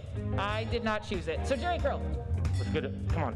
Let's do it. Let's go. I mean, yeah. Monster. No more. I don't get to. No, I'm not. I've given up my. I hate ears. I hate them. What if we all got Jerry curls? What if we all went to the salon All right, today? Craft, where are we at here? So it's Listen, not visibly wet. I feel like balls except bangs sucks. And I'm sorry for those of you that have that, but no. I agree that it sucks, but I think it could be common. Oh. Yeah. Some kind of Salad cauldron elemental. the salad feather man from Fuck out the of here. stories. That's my Monday outfit. Seemed like he didn't want to be there either. Since neither team Salad laughing alone with let me women. show you where it is. That's the joke about son of a Joker. beeswax. All right. All right. Thank you. Six. Now we're getting into nebulous territory. That's a surprise answer to me. I recuse myself. Sixth worst. Sixth worst. Over the eyes bowl cut? Pigtails? Back to Jerry curl. Let them betray Visibly I've done wet enough. element. It's gonna be right eventually. I think Yeah. we like wetness here. I like. We do like wetness. We here. like wetness. Keep it moist. Keep it moist. Let's keep it. Keep it moist. Wet until we get. Spray. Oh, I said that out loud. Whoa! He's so wet. That guy could rock a Jerry curl. Yeah, motherfucker, he's ready to go. Ready to go. Are you better at jackpot? Chris, now? what the fuck? All right. What have is we it? not done yet? There was too many not people the that curl. voted No, Jerry no, curl. Well, now we're on eliminate. 6. No, I know, but like, It's not the curl. bowl cut, bowl cut. Is it Bull Cut City? Let's do bowl cut. Hit it. Is that good? Bald except bangs. Over the eye. Bald except bangs. Again? All right, Yes. let's try it. I'm ready. Maybe people like it. Who knows? It's coming back. TikTok. Nice. Nice. Hanging on It's fashionable. by a thread. It's back. Oh, I think we're at bowl All right, cut what do we or Jerry want? curl. is it a bull cut? Because I don't know. It seems wrong to just keep clicking Jerry Yeah, curl, it right? really does. But like, It moist. Keep it moist. Keep it moist. Keep it moist. I yell at myself. It's All right. moist. Give us the wetness. Let's get wet. Give us the wetness. a victory for wetness everywhere. 5 golden wets. No. All right. All right, Kraft. All right, what do we not like? Now it's bowl cut. Now it's bowl cut, right? Yeah, Yep. yeah, it's gotta be. Come on. We hate bowls, we hate cuts. Bowl cut. We know this. These right here. Up. Yeah. Well done. Nice, nice. That's it. All right. All Oh, right. we're keeping it hot. Woo. Great. Okay, it's got to be pigtails, right? Because the other two rule. I definitely chose. Yeah. Okay. These are the top 3 Yeah. that I chose. Yeah. So Yeah. let's do pigtails. Yeah. I'm also down for pigtails. Little piggy tails. I wish I Doesn't could. want but to I can't. rock a 3-foot bowl. Waist length. That's the important part. Yeah. Hey! Oh, Kraft. Oh, this is a spicy one. Yeah, it is. All right. All right, so, listen. I think Bob's. I mean, no, but which one's number 2? That's the No, that's what I'm question. saying. Bob is second. You think Bob is second? This Yeah, is my friend no, Neon listen, Bob. Mark is awesome. Hold on. I feel like the Neon Bob is the most likely. I feel Really? like No. Bob. All right, Bob, you do it. I'm a Bob. I'm Hit it. sorry if I failed, but I think it's Bob. It's That's gotta fine. be Bob. It's not Bob. Neon Robbers. The Bob is not enough these Here's days. the thing about Bob. I know him. It's not Bob. A serpent. That's Bob. That is Why, Neon it's Bob. me, Neon Bob, and I don't know why you don't like me. The other team got it wrong. Oh, so how we get gonna do this right, one? The game is over. Oh no. Bob, Bob, Bob.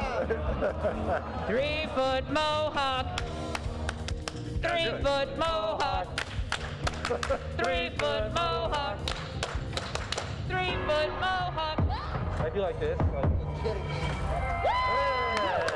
Well done. I was hoping they would chant so long they forgot to choose. That's Yeah, okay. Can't believe it.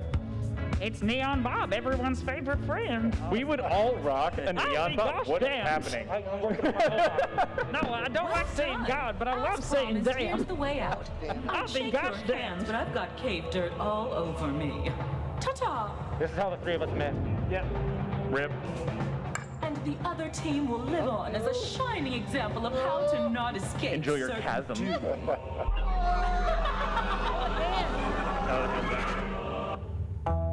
That's the poll mine. Well done, everybody. Well done. Well fun. I love the art of the monsters in that game. That was, Yes. oh, Like, yeah. I'd like to get a tattoo of most of them. Would you like to get a friend tattoo with most of them? Which one do you I want? would do whichever one you want. The ball with the foot. The ball with the foot? No, I mean the slug boy. The little slug boy. Little slug boy right on the butt. I need a slug boy. Hello. Hi. It's me. I'm here at the tattoo parlor. I'm here. I'd really like a slug boy on my butt. Slug boy. Misconnections looking for a slug boy. How much for a slug boy in pure black? Oh yeah, just do it for fun. About how big we talking here? I'm looking for a 10-inch by 10-inch square. Whole body. Fantastic. All right, so we're moving on to the third game of the evening, Drawful Animate, the sequel to our long-standing title, Drawful. In this, however, they'll be asked to, as the title suggests, animate something. Oh, just animate something. Just animate it. No, what's the entire history of animation? Oh man, where to start? Okay, so one time somebody just saw a still picture. Yep. By the way, there is no undo button. I know that. Don't Does we? it work? Oh, it does. It is a touch screen. Oh no. Oh. So our panelists are drawing their profile pictures here, and in this game, Ryan, Yes. there's 2 frames, correct? There are 2 frames, so you're drawing frame 1, and then you get sort of an onion skin, half opacity view of frame 1. So when you draw frame 2, you can use it as reference to put things in the same place, but change what you want to, and you make a little lamination. Well, that's handy. Yeah, it's pretty cool. And it's also, it's not just the mechanic. The prompts that we have in Drawful Animate lend themselves more to motion, and are a little bit tricky sometimes. So watch out, everybody. And like we said, this is part of the Party Pack 8 coming out this fall. Keep your eyes open, I don't know, late October, early November. Yeah, around when there. we know, you'll know. Now, I think pre-orders may be going up on Steam pretty soon, so if you're going to get it on Steam, take a look. But of course, we'll be coming out on other Mac, Linux, PC platforms, Xbox, PlayStation, Nintendo, pretty much everywhere. Oh my God, these are some great drawings already. Yeah, this is the time of year you want to be following us on social. Similar eyeball issues. This is Drawful Animate, because the best way to make art is under duress with no eraser while your friends watch. It's a 2-round game. It's game time. How you doing, buddy? Feeling good? You okay? Yeah. By now, you should have a prompt on your device. It might be simple, like Dog Beach, or weirder, like Pug Face, or My Sadness Does Not Define Me. Make an animation on your device that would fit that title. When you're done, hit Submit. You'll get points for each player that guesses the correct title. You've got this, probably. Now, if you're in the audience, you can mess around with this cool little flip book we've got here on screen. And when the actual guessing starts, the audience can put in a word they think will be the most popular word in all the answers. And, get some satisfaction if you're right. But it's a hollow kind of satisfaction that makes you go, Remember, maybe you're I should buy my own always welcome in the copy of Party Pack Go to Game. jackbox.tv And then you do. enter the room code. Yeah, if you want to know more about our games, go to jackboxgames.com. We have blogs up, especially as we do early looks and things like that, just to detail the games more so. That's right, we've done some very weird stuff on TikTok recently. Look us up there. If we're at Jackbox Games on Twitter, play Jackbox Games on Instagram, correct? That's right.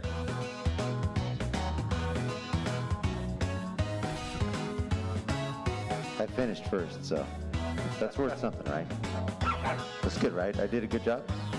Very. Hey, you know what, Chris? Really good job. Hey, there you go. You get an A. Congratulations, Chris. Great job, everybody. Chris finished first. Oh, the hand pencils. Oh, no. That's too They're much. fun. No. The knees. What's that under the glove? It's bad. Look for a behind-the-scenes doc under the glove. Maybe tap on frame 2 and get to work. Don't pressure me. Yeah, they don't need to shit. I just looked over there, and I did have to stifle a sob because it's gorgeous. Don't make it too good. Yeah, come on, buddy. Oh, like flopping from frame to frame. The drawing is done. Get over it. Let's see him. It's not great.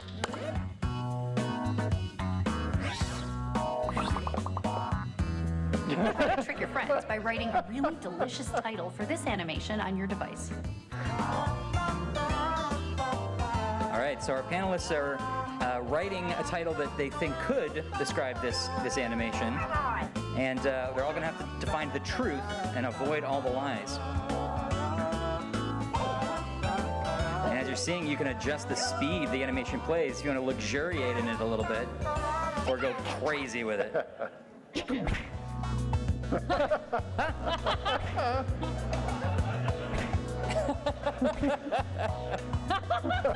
Hey, which of these do you think originally inspired the animation?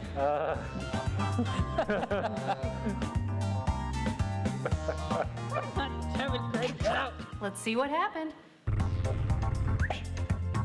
Oh, that means it's wrong. Good job.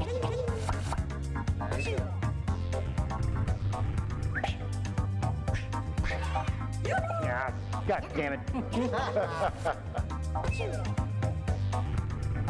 Really? Hey! Well done.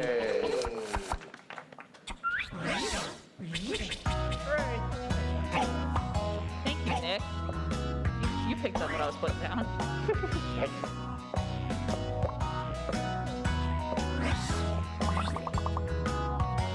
Time to type some titles. Well, that's just relaxing right there. Yeah. Feels good. I want this on a loop. Slow it down and calm, everybody. Just to.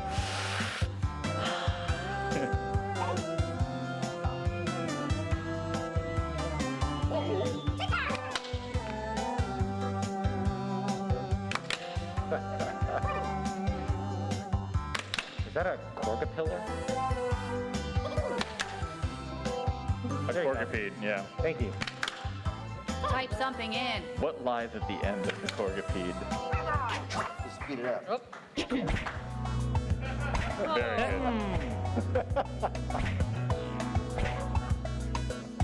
Remember, one of these is right. Oh, a lot tamer. Shit. I watched 2.5 Ducks until that one guy left, and then I was like, that's not great. Boy, I am psyched for these reveals. Damn it.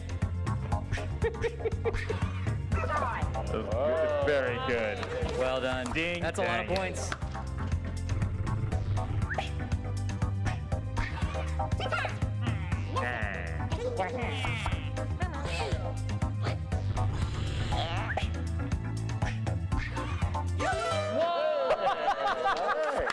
Nicely done. I didn't notice that the third one was like a nubbin. I'm the best.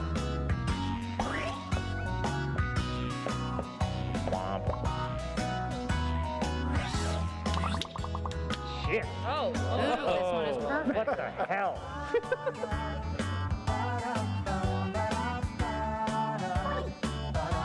Some of the prompts were written by Tex Avery, so this does actually make sense. there's an attractive lady on stage.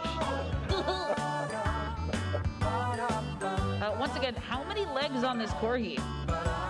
Not enough. Yeah. Sleipnir the corgi here. No one's ever seen the end. Oh, wonderful. The final boss is the end of the corgi. Yeah. You gotta pat that little butt. Spot it. Every time I type, it erases it. I think it doesn't like anything I'm typing. It doesn't like a cat. It hates cats. I didn't try to. Oh, really? Yeah. The chief creative officer of Jackbox Games was just like, there's an end to it. You're right.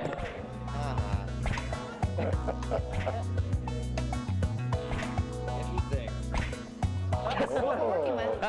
There's no way to know. Well, Here, I can slow it down. Yeah. There you go. Nice. A nice casual Aruga. Alrighty, let's see what you did. Shit. Well, Double down from Jerry. Oh, but the points go to Laura. oh, man, I can't even imagine how many points that is. Several. Oh, and a double down that pays off. Oh man, that's gotta put Lestrange up on top. Mm-hmm. but not for long. It can't. Wow, okay. Yeah, you done good. I think the game's over. Enter something that could make sense.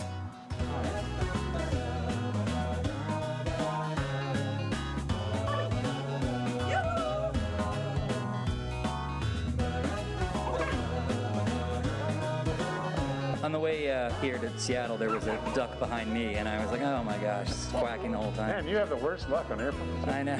They pick the seats. That's the problem. Yeah.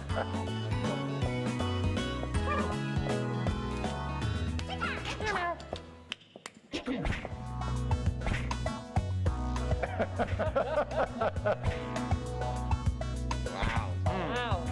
Wowie, Which of wow. these terrible titles matches that disaster of an animation? Barney.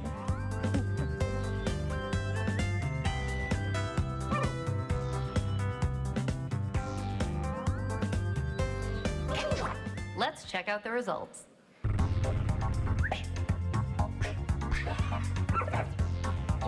Lestrange crushing it. Nice.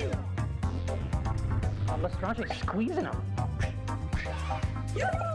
And myself being squirrel.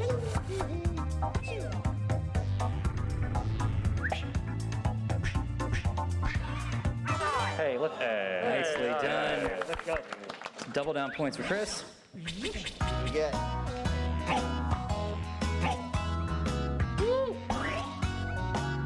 Yeah, Laura's still in a good lead, though. Incredible. Gross. What's that? Woof. Okay, I'm gonna have nightmares about this one.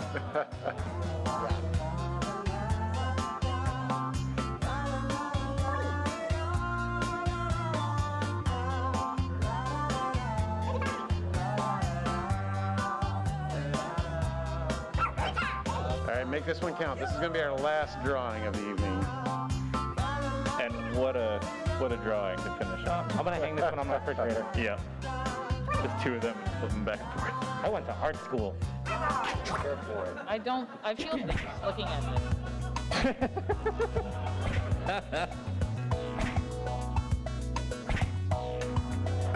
Behold your collective effort.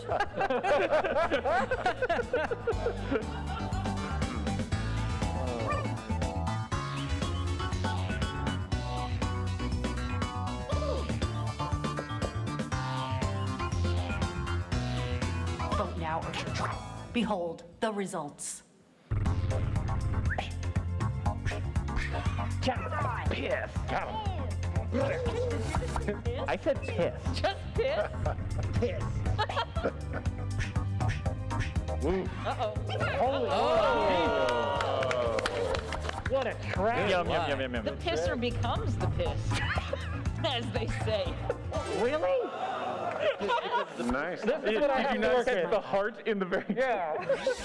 You did everything you could. I did everything I could. All right, let's see who's in the lead. That's nasty. Round 2 is for redemption. All right, well, that's all the Your time new we title have is for on this your evening. So that's been Yeah. Drawful Anime. Let's give it up to the developers. Give it up for our panel right here. Absolutely. Thank you, everyone. That's for the Jackbox Party Pack 8 coming this fall. Thank you. Thanks, guys.